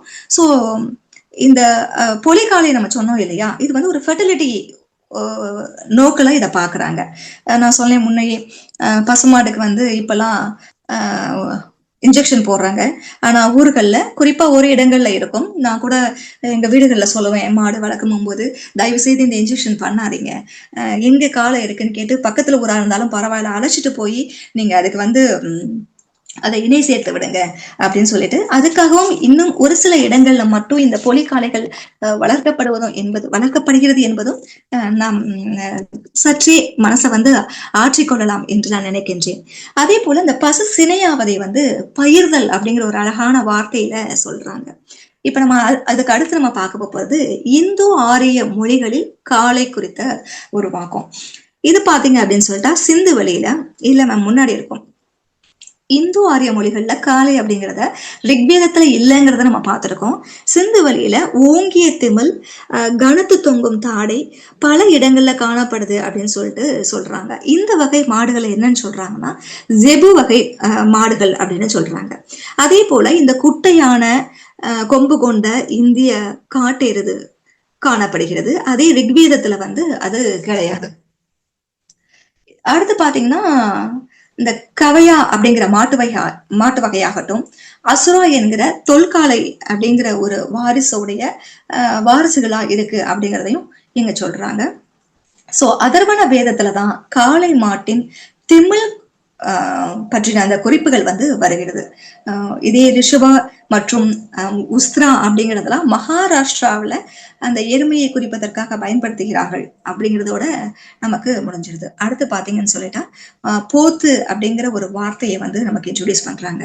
இந்த போத்துங்கிறது முழுக்க இது தமிழ் சொல்லிலிருந்து மட்டுமே எடுக்கப்பட்டது அப்படிங்கிறத நாம நினைவில் கொள்ளணும். இந்த ஏறு, ஏற்றை, அதுக்கப்புறம் போத்து அப்படிங்கிறது எல்லாமே ஆண்பால் பெயராக தொல்காப்பியத்துல பட்டியலிடப்படுகிறது. இந்த போத்துங்கிறத நம்ம வந்து திருமண சடங்குகள்ல நம்ம பார்த்திருப்போம். சோ அது எப்படின்னு சொல்லிட்டா 13 வகையான நீரிலும் அதே போல நிலத்திலும் வாழக்கூடிய விலங்குகள், பறவைகளுக்கும் இந்த ஆண் பெயராக இந்த போத்துங்கிறத வந்து பயன்படுத்துறாங்க. இப்ப நம்ம பேச்சு வழக்கில் கூட சொல்லும் போது தென்னும் போத்து அப்படின்னு சொல்றோம். சோ திராவிட மொழிகளில் மட்டுமல்ல, குய், குவி, கோண்டி, கோண்டா போன்ற பழங்குடி மக்களின் மொழிகளிலும் இந்த போத்துங்கிற சொல்லாடல் வந்து இருப்பதை நாம் கவனத்தில் எடுத்துக்கொள்ளலாம். அதுக்கடுத்து பாத்தீங்கன்னா இந்த கல்ட் ஆஃப் திரௌபதி அப்படின்னு சொல்லிட்டு போத்து ராஜா அப்படிங்கிறவடைய கொம்புடைய எருமை அரசனை ஒரு மகிஷாசுரனோட கம்பேர் பண்ணக்கூடிய அளவுல நமக்கு வந்து ஆசிரியர் வந்து கொடுத்திருக்கிறாரு. இதுக்கு அடுத்து நம்ம பார்க்கக்கூடியது எருமை அப்படிங்கிற அத்தியாயத்துல உள்ள அந்த இது. சங்க இலக்கியத்துல பாத்தீங்கன்னா இந்த எருமைங்கிற வார்த்தை பிரயோகம் வந்து 39 முறை வந்து ஒழிக்கப்பட்டிருக்கிறது. சோ வழிபாடு மற்றும் சடங்குகளை ஆவணப்படுத்துகிறது. அணிநடை எருமை மற்றும் அண்ணல் எருமை அப்படிங்கிற சிறப்பா இந்த எருமைங்கிற சொல்லாக்கத்தை நமக்கு கொடுக்குறாங்க. புறநானூற்றுல பாத்தீங்க அப்படின்னு சொல்லிட்டா எருமை மரம் அல்லது எருமை வீரம் அப்படின்னு சொல்லிட்டு யூஸ் பண்றாங்க. அடுத்து பாத்தீங்கன்னு சொல்லிட்டா சங்க இலக்கியத்துல குறுநில தலைவர் அப்படின்னு சொல்லிட்டு எருமை ஊரான் அப்படின்னு சொல்லிட்டு ஒரு பதம் இருக்கிறது. அது வந்து எருமை நாட்டினுடைய தலைவன் அப்படின்னு சொல்றாங்க. அதாவது the chieftain of buffalo country அப்படின்னு சொல்றாங்க. சோ அடுத்து பாத்தீங்கன்னா எருமை கொம்பு சார்ந்த அந்த விஷயங்கள். இது எங்கன்னு சொல்லிட்டா கலித்தொகையில பாடல் 116ல திருமண சடங்கு முறையில ஒரு பெண் எருமையோட கொம்பு நடப்பட்டு அந்த ஃபங்க்ஷன் வந்து நடக்குது. இது எதை சொல்லுது அப்படின்னு சொல்லிட்டா அவங்க வந்து பழங்குடி மக்கள் இன்றளவும் நமக்கு அந்த எருமை கொம்பு வச்சுட்டு டான்ஸ் ஆடுறதெல்லாம் நம்ம பாக்குறோம் இல்லையா? சோ அதுதான் நமக்கு வந்து இந்த ஆவண பதிவுகள்லாம் நமக்கு மீண்டும் மீண்டும் சொல்கிறது. அதே போல 594வது பாடல்ல அடுத்த ஸ்லைடு போயிருங்கம்மா. 94வது பாடல்ல ஆண் எருமை ஒரு வந்து தன்னுடைய துணையோட அது போகுதான். அதை வந்து என்னன்னு சொல்றாங்கன்னா ஒரு காதலன் வந்து காதலியோட இணை சேர்வதற்கு ஒப்பாக வந்து 500 வந்து அதை பதிவு செய்திருக்கிறாங்க. இந்த பழங்குடிகளின் வழிபாட்டு மரபுகள்ல மிக முக்கியமாக இந்த எருமை வந்து கண்டிப்பா வந்து இடம்பெறுகிறது. ஃபார் எக்ஸாம்பிள் ஒடிசாவாகட்டும் இல்ல வந்துட்டு சத்தீஸ்கர் ஆகட்டும், அந்த பகுதிகளில் இன்றளவும் இதெல்லாம் பயன்பாட்டில் தான் இது இருந்துகிட்டு இருக்குது. நீலகிரியில வாழும் தோடர் இன மக்கள் அவங்க வந்து இந்த கடவுள் வந்து ஓன் கடவுள் அப்படின்னு சொல்லுவாங்க. அவங்க என்ன சொல்றாங்கன்னா 1800 எருமைகளை படைத்து அதனுடைய வால் பகுதியில இருந்து தான் என்ன பண்றாங்கன்னு சொல்லிட்டா இந்த மற்ற தொடர் நிகழ்வா எல்லாம் வந்தது அப்படின்னு சொல்லிட்டு சொல்றாங்க. பசுந்து வெளியில தான் நீர் எருமை இனம் வளர்ப்பு அப்படிங்கிறதே வந்தது சிந்து வெளியில தான் அப்படின்னு சொல்லிட்டு முதல்ல பழக்கப்பட்டதே அங்கேதான். அதுக்கு அப்புறம் தான் அங்க இருந்து சுமேரியாவுக்கு ஏற்றுமதி செய்யப்பட்டிருக்கிறது அப்படிங்கிற தகவல்லாம் வாசிக்கும் போது எனக்கே ஒரு மெய் சிலிர்ப்பா இருந்துச்சு. சோ இது எப்படி, அதாவது ஒரு யமனின் வாகனமாக ஒரு எருமை இப்படி கொண்டாடப்பட்ட ஒரு இனம் எருமையின் வாகனமாக மாறியது எப்படி, அந்த எதிர்மறை கருத்தாக்கம் எப்படி இந்த மக்களின் மனதில் ஆழ பதிந்தது என்பதை, அது மட்டும் இல்லாம சிந்துவெளி எருமையின் வீழ்ச்சி என்பது இடம்பெறாத பசுமாட்டின் ஒரு எழுச்சிக்கும் இதுக்கு இரண்டுக்கும் உள்ள இந்த முரண் இருக்கு பாத்தீங்களா, இதுதான் இந்திய பண்பாட்டு வரலாற்றில் ஏற்படக்கூடிய தாக்கங்களாக நாம் பார்க்க வேண்டியதாக இருக்கிறது. இதுக்கு அடுத்து பார்த்தோம் அப்படின்னு சொல்லிட்டா காளை விளையாட்டு இந்திய துணைக்கண்டங்கள்ல வெவ்வேறு பகுதிகளில் எப்படியெல்லாம் நடக்குது அப்படின்னு சொல்லிட்டு கொடுத்திருக்காங்க. இப்ப பாகிஸ்தான்ல இஸ்லாமாபாத்ல இருந்து 80 கிலோமீட்டர் தூரத்துல இருக்கக்கூடிய பிண்டு சுல்தானி அப்படின்ற ஒரு கிராமத்துல ஏறு பந்தயம் நடக்குது. இது அங்க நடக்கக்கூடிய ஒரு குளிர்காலத்தில் நடக்கக்கூடிய பயிர் அறுவடை செய்யக்கூடிய காலங்கள்ல இந்த விளையாட்டு இந்த பந்தயம் நடக்குது அப்படின்னு சொல்றாங்க. அதுக்கடுத்து பார்த்தோம் அப்படின்னு சொல்லிட்டா கேரளாவுல தென் பகுதியில அறுவடைக்கு பிறகு ஒரு காளை விளையாட்டு நடக்குது. அதுக்கடுத்து பாத்தீங்கன்னா வங்காளம், கர்நாடகாவில கம்பலா, அங்கேயும் ஒரு எருமை மாட்டு பந்தயம். அதே போல ஆந்திரா மற்றும் மகாராஷ்டிராவில பஞ்சாப், ஹரியானா போன்ற இடங்கள்லயும் இதே போன்ற விலங்கு வைத்து நடக்கக்கூடிய ஒரு பந்தய போராட்டம் நடக்குது. அதேதான் நம்ம தமிழ்நாட்டிலையும் நம்ம அறுவடை நிகழ்வுக்கு அடுத்து நம்ம இந்த ஜல்லிக்கட்டு நிகழ்வை வச்சிருக்கிறோம். சோ இந்த மதுரையில இருக்கக்கூடிய இந்த புகைப்படங்கள் 4500 வருடங்களுக்கு முன்னதாக வேணா இருக்கலாம். ஆனா இந்த M312ங்கிற அந்த முத்திரை இப்பொழுது நம்ம கிட்ட பேசுறது என்னன்னா, இந்த முத்திரை நினைவூட்டுவது 4500 வருடங்கள் அப்படிங்கிறது வேணா ஒரு நீண்ட காலமா இருக்கலாம். ஆனா இன்றளவும் நம் சமூகத்தில் அந்த ஆதி பண்பாடு தொடர்ந்து தொடர்ந்து கொண்டே இருக்கிறது என்பதை நமக்கு நம் புத்திக்கு உரைத்து சொல்லிக் கொண்டே இருக்கிறது. இந்த வடமேற்கு பகுதியில ஆவணப்படுத்தப்பட்ட ஒரு செம்புகால நிகழ்வு, வடமேற்கு பகுதியில ஆவணப்படுத்தப்பட்ட செம்புகால நிகழ்வான ஒன்று தென்கோடி இந்தியாவில் நிகழ்கால பண்பாடாக தொடர்கிறது என்றால் இதுல வியக்கிறதுக்கு கண்டிப்பா வியக்காம நம்ம என்ன செய்ய முடியும்? அப்ப இதுக்கு சென்னையின் கணினி வல்லுநர்கள் அலங்காநல்லூர் ஜல்லிக்கட்டின் இசை முழக்கத்திற்கு அதிர்வுறுகிறார்கள் என்றால் இது ஒரு பண்பாட்டு அசைவில்லாமல் இதை நாம் வேறு எந்த கண் கொண்டு பார்க்க வேண்டும் என்பதை எனக்கு தெரியவில்லை. அதைத்தான் இந்த அத்தியாயம் முழுவதும் ஆசிரியர் மிக அழகாக கொடுத்திருக்கிறார். இன்னும் சொல்ல போனா இந்த 15வது அத்தியாயமான இந்த ஆடுகளும் வாசித்ததிலிருந்து நான் தை மாதத்தில் இருக்கக்கூடிய ஒரு எண்ணத்தில் தான் நான் இருந்தேன் 2 வார காலமாக. மிக அருமையான ஒரு அத்தியாயத்தின் ஒரு வாசிப்பை எனக்கு இந்த நிகழ்வு மூலமாக தந்தமைக்காக நன்றி கூறி விடைபெறுகிறேன். நன்றி. மிக்க நன்றி மேம். ரொம்பவே எனக்கு இங்கிலீஷ்ல வர வார்த்தை செரீன் அப்படின்ற ஒரு காம்னஸோட நீங்க ரொம்பவே அழகா பேசியிருந்தீங்க. அதுவும் இவ்வளோ ஒரு பேஷனேட்டான ஒரு டாபிக். மிக்க நன்றி. ஐ திங்க் சில கேள்விகள் இங்க இருக்கு, ஒரு டிஸ்கஷன் மாதிரி ஏதாவது கான்வர்சேஷன்ஸ் இருந்தா we can start. ஏதாவது சொல்ல விரும்புறீங்களா Manivannan sir? Yes sir, please. நான் இது ஒரு கேள்வி பதிவு பண்ணியிருக்கேன். சிந்துவெளி காளை போன்ற பெரிய திமிலும் நீண்ட கொம்புகளும் உள்ள காளைகள் இப்போ தமிழ்நாட்டில் மட்டும்தான் எங்கே இருக்கின்றனவா, இல்ல கர்நாடகத்திலயோ இல்ல குஜராத்லயோ மகாராஷ்டிராவிலயோ இருக்கா, இல்ல வடநாட்டுல வேற ஏதாவது இருக்கா? அது சார்ந்து அந்த நம்ம புத்தகங்கள்ல அது மாதிரி இல்ல. நம்ம தமிழ்நாட்டுலதான் அது மாதிரி இருக்கிறது மாதிரி எனக்கு தோன்றது. ஐயா பாலகிருஷ்ணன் ஐயா தான் அதுக்கான கருத்தை தெளிவா சொல்லுவாங்கன்னு நினைக்கிறேன். முத்தரசன் ஐயா நீங்க சொல்றதுதான் சொல்லுங்க. இல்ல, நான் என்ன சொல்ல வந்தேன்னா, எருமையை டொமஸ்டிகேட் பண்ணது மேர்கார்கன்னு ப்ரொஃபஸர் கெனோயர் கிட்டத்தட்ட ஒரு 30 வருஷத்துக்கு முன்னாடி எழுதியிருக்கார் ரிசர்ச் பேப்பரில். அது எப்படி சொல்கிறாருன்னா, இந்த வைல்டு பஃப்லோனுடைய சைஸ் வேறு மாதிரி இருக்குது, அதுக்கப்புறம் வர்ற சைஸ் சின்னதாக இருக்குன்னு. அதுக்கப்புறம் பின்னால் வந்தவங்க இந்த ஜீன்ஸ் ஆஃப் தமிழ்நாட்டில் இருக்கிற எருமையும் இண்டஸ் வேலியில் இருக்க எருமையும் ஒருனுடைய டிசண்டன்ட்னு ஒரு ஆர்டிக்கல் நான் படித்தது கொஞ்ச நாளைக்கு முன்னாடி படித்தது ஞாபகம் இருக்கு. அதனால் அது கூட ரிலேஷன்ஷிப் இருக்குன்னு நினைக்கிறேன் அந்த இண்டஸ் வேலி இதுக்கும் தமிழ்நாட்டுக்கும். இன்னொன்று முக்கியமாக சொல்ல இருந்தது இங்கே காமெண்ட்டில் போட்டிருந்தேன். இந்த எருமை வந்து was an export quantity from Indus valley to Mesopotamia. அந்த பக்கம் மெசபடேமியாலேருந்து சீல்ஸ் கிடச்சிருக்கு போனது. அதுவும் இல்லாத அவங்க வந்து அங்கிருந்து பின்னால் கிட்டத்தட்ட ஒரு 1000-2000 வருஷத்துக்கு அப்புறம் இட்டலிக்கு போயிருக்கு. காரணம் வந்து எருமம் பாலில் வந்து ஃபேட் கான்டென்ட் அதிகம். 1 லிட்டரில் சீஸ் வர்றது 3 மடங்கு அதிகமாக இருக்கும் கவ் மில்க்லேருந்து எடுக்கிறது படி. அதனால் நீங்கள் மொட்சரல்லா சீஸ்னு யூரோப்பில் வாங்கினீங்கன்னா அது எரும மாட்டிலேருந்து வந்தது. அந்த எரும மாட்டுக்கும் இண்டஸ் வேலி எரும மாட்டுக்கும் ஒரு தொடர்பு இருக்குது. அந்த அந்த தொடர்பை வந்து மக்கள் வந்து ஆராய்ச்சி பண்ணியிருக்காங்க. ஆனால் இந்த ஊரில் அமெரிக்காவில் வந்து நீங்கள் மோட்சரல்லா சீஸ் வாங்கினீங்கன்னா அது வந்து கவுலேருந்து வர்றது. ஆனால் இந்த ஸ்பெஷாலிட்டி ஸ்டோரில் வந்து அது கிடைக்குது. இட்'ll be buffalo cheeseன்னு போட்டிருப்பாங்க. Mozzarella is typically means buffalo cheese. அது இட்டலியில் உபயோகப்படுத்துறது.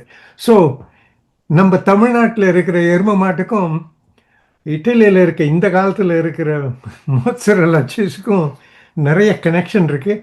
அதே போல் that is what is used on top of pizza. By the way உங்களுக்கு தெரியுமான்னு தெரியல, அதான் பீட்சா மேலே போடுறது மோட்சரல்லா சீஸ் தான் போடுவாங்க. அதோட நிறுத்திக்கிறேன். இருக்குங்க. அதுவும் இல்லாத இந்த இந்த இது ஒரு சின்ன பேக்ரவுண்ட். இந்த வைல்டு பஃப்லோலேருந்து டொமஸ்டிகேட் பண்ணும்போது அதனுடைய ஜெனடிக் மேப்பை குறையும் அப்படின்ற ஒரு ஜென்ரல் பயாலஜிக்கல் எவல்யூஷனரி பயாலஜிலேருந்து தெரியும். அது வந்து ப்ரூவ் பண்ணியிருக்காங்க. அது வந்து பண்ணியிருக்காங்க. ஆனால்தான் நம்ம ஊரில் வந்து பசுபதி சீல்னு சொல்லின்னு இருப்பாங்கல்ல. என்னை பொறுத்தவரை அவர் எருமையார். ஏன்னா அவர் எருமையினுடைய கொம்பு வச்சிருப்பாரு. I think they celebrated him because he domesticated எருமை அப்படின்னு தான் நான் நினைக்கிறேன். ஆனால் இது கான்ஃப்ளிக்ட் என்ன வருதுன்னா, இண்டஸ் வேலியில் இருக்கிற மக்கள் மில்கை டைஜஸ்ட் பண்ண முடியாது. Lactose intolerant people, Dravidian native Indians lactose intolerant. அதனால் அவங்க பால் குடிச்சிருக்க முடியாது. அநேகமாக அதை யோகட்டாக பண்ணியிருக்கணும், சீஸாக பண்ணியிருக்கணும். அதுக்கப்புறம் தான் அதை சாப்பிட்டு இருக்க முடியும். எருமை பாலை டிரெக்டாக அவங்க சாப்பிட்டு இருந்தாங்கன்னா அவங்க வயிறு உப்பி ரொம்ப கஷ்டப்பட்டு இருப்பாங்க. அதே போல் இங்கே தமிழ்நாட்டில் நிறைய பேர் இருக்காங்க பால் குடிக்க முடியாது அவங்களால. அதனால லாக்டோஸ் இன்டாலரன்ஸ் இருப்பாங்களா, அந்த இது இருக்குது. It's a very long story. அதோட நிறுத்திக்கிறேன். ரொம்ப நன்றிங்க. நான் இன்னொன்று கேட்கணுன்னு இருந்தேன். அந்த சீல் காட்டினதுல அது எருமை மாதிரி இருக்கு, காளமாடு மாதிரி இல்லை இல்லைங்களா? அந்த ஹம்ப் இல்லை அதுக்கு. முத்திரைங்களே, முத்திரை அந்த முத்திரை சீல். ஆமா, அந்த முத்திரை M312 ஆமா ஆமா. ஒரு காலம் அந்த காலத்துல எருமை மாடையும் இந்த விளையாட்டுக்கு உபயோகப்படுத்தி இருக்கலாம் இல்லைங்களா? அவங்க காலத்துல இண்டஸ் வேலியில இந்த மேர்கார்க் வந்து இட்ஸ் அபவுட் 5000 BC இல்லைங்க. அந்த காலத்தில் அது ஒரு வைல்டு அனிமல். அது வீட்டில் வச்சுக்கிற மாதிரி இருக்காது. அங்கே வந்து டொமஸ்டிகேட் பண்ணியிருக்கான்றது இவர் கெனோயர் ஒரு ரீசர்ச் ஆர்டிக்கிள் எழுதியிருக்காரு. அதனால் அந்த காலத்தில் அது ஒரு வைல்டு அனிமலாக இருக்கு. அந்த காலத்தில் இந்த ஜெபு மாடு வந்து டொமஸ்டிகேட்டடாக என்னன்னு தெரியல. அதை பற்றி நான் ஆராய்ச்சி எதுவும் படிக்கலை இதுவரை. காளைகளா சீமைகளே காட்டெருமை மேய்க்கையிலேயா அந்த கதையா? அது கொஞ்சம் டிக் பண்ணணும். அங்கே ஏதாவது இருக்கும், ஏதாவது செய்திகள் இருக்கும். பசுபதிக்கு இனிமே எருமைப்பதின்னு பேர் வைக்கணும் போல் இருக்கு நீங்க சொன்னது பார்க்க. ஐ திங்க் அந்த என்னோட ஒரே ஒரு ரொம்ப சுவாரஸ்யமான ஒரு இன்சிடென்ட் வந்து, நான் வந்து சில ஸ்கூல்லேருந்து சில கென்யாலேருந்து வந்திருந்தாங்க, நைரோபிலேருந்து சில பேர் இங்கே தெலுங்கானால. நான் அவங்கள இங்கே இருக்கிற ஸ்கூல் விசிட்ஸ் கொண்டு போயிருந்தேன். அப்போ வந்து ஆன் த வே அந்த ஊருக்கு தெலுங்கானாவில் நாங்கள் ஒரு ட்ரைபல் வெல்ஃபேர் ஸ்கூலுக்கு போகும்போது திடீர்னு அவங்க வந்து கார் நிறுத்துங்க அப்படின்னு ஒரு மாதிரி ரொம்ப சர்ப்ரைஸ்டா இருந்தாங்க. லைக் என்ன ஆச்சுன்னு பார்த்தா லைக் ஃபீல்ட்ஸ்ல வந்து நிறைய எரும மாடு வந்து மேய்ஞ்சிட்டு இருந்துச்சு. ஸோ நைரோபியில வந்து என்னோட கலீக்ஸ் வந்து அவங்களுக்கு அது ரொம்ப ஃபேசினேட்டிங்கா இருந்தது. ஏன்னா அவங்க வந்து போய் இறங்கி பக்கத்துல போய் போட்டோ எடுத்து லைக் அவங்க வந்து தேவர் லைக் ரொம்ப ரொம்ப சர்ப்ரைஸ்ட். அதுக்கப்புறம் தான் என்ன தெரிஞ்சதுன்னா அவங்களோட இடத்துல வந்து வைல்ட் பஃபலோஸ் தான் இருக்கும். அண்ட் அதுவும் இட்ஸ் ரொம்ப டேஞ்சரஸ். சஃபாரிலலாம் வைல்ட் பஃபலோலாம் பார்க்குற மாதிரி இருக்கும். ஸோ அவங்களுக்கு வந்து ஒரு டொமஸ்டிகேட்டட் பஃபலோ பார்க்கறது வந்து வாஸ் ஒரு ட்ரீட் மாதிரி பார்த்தாங்க. Like it was very fascinating. Like போகிற வழி எல்லாமே நிறுத்தி நிறுத்தி எரும மாடு ஃபோட்டோவாகவே எடுத்துகிட்டு போனாங்க. ஸோ எனக்கு அது ரொம்பவே சர்ப்ரைசிங்காக இருந்தது. அப்படியே இன்னொரு எக்ஸ்ட்ரீமில் வந்து வியட்நாம்ல நான் போயிருந்தப்போ அங்க வந்து பாலா ஐயாவோட சங்க சுரங்கத்துல சொல்லியிருப்பாரு. லைக் அவங்க எவ்வளோ மதுரையிலயோ நிறைய இடத்துல ரொம்ப கார்டியலா இருப்பாங்க எருமையோட. அதே மாதிரி அங்க வந்து இந்த நிறைய எக்ஸ்பீரியன்ஸ் அப்படின்னா you can sit on a buffalo chill பண்ணலாம் அப்படின்னு நிறைய எக்ஸ்பீரியன்ஸே நிறைய பேர் ஃபார்ம்ல வந்து அது ஒரு டூரிஸ்ட் ஸ்பாட்டாவே வச்சிருந்தாங்க. So I think it was very fascinating to C எப்படி டிஃப்ரெண்ட் கல்ச்சர்ஸ் வந்து பஃபலோட அஃபிலியேட் ஆகுறாங்க அப்படின்றது. நீலகிரிக்கு போனீங்கன்னா நீங்கள் வைல்ட் பஃப்லோ பார்க்கலாம். அது வைல்ட் பஃப்லோவா பைசனான்னு தெரியல, பட் அது வைல்ட். எமனேறு வாகனன்னு சொல்லுவாங்க. ம் எமனேறு வாகனன்னு அவையார் பாட்டு ஒன்று இருக்கு. ம். யமன் வந்து எருமை வழியா வருவாரு அப்படின்னு. யமனுடைய வாகனம்னு சொல்கிறாங்க இவங்க. ம். அப்படின்னா இட் மஸ்ட் ஹவ் பீன் அது வைல்டாக இருக்கனால கொன்னுடும். அதனால அதுக்கு ஒரு புனைப்பெயர் யமன் வச்சிருக்காங்களோ என்னமோ தெரியல. யமன் ஏறு வாகனம். பட் மேஜர் ஆஃப் த நீங்க சொல்ற மாதிரி இந்த சீஸ் பட்டர் எல்லாமே வந்து மேட் பண்றது எல்லாமே வந்து அந்த எருமையோட பால்ல இருந்து தான் பண்றாங்க. ஆனா எருமை வந்து யமனின் வாகனமாக கருதப்படுது. ம்.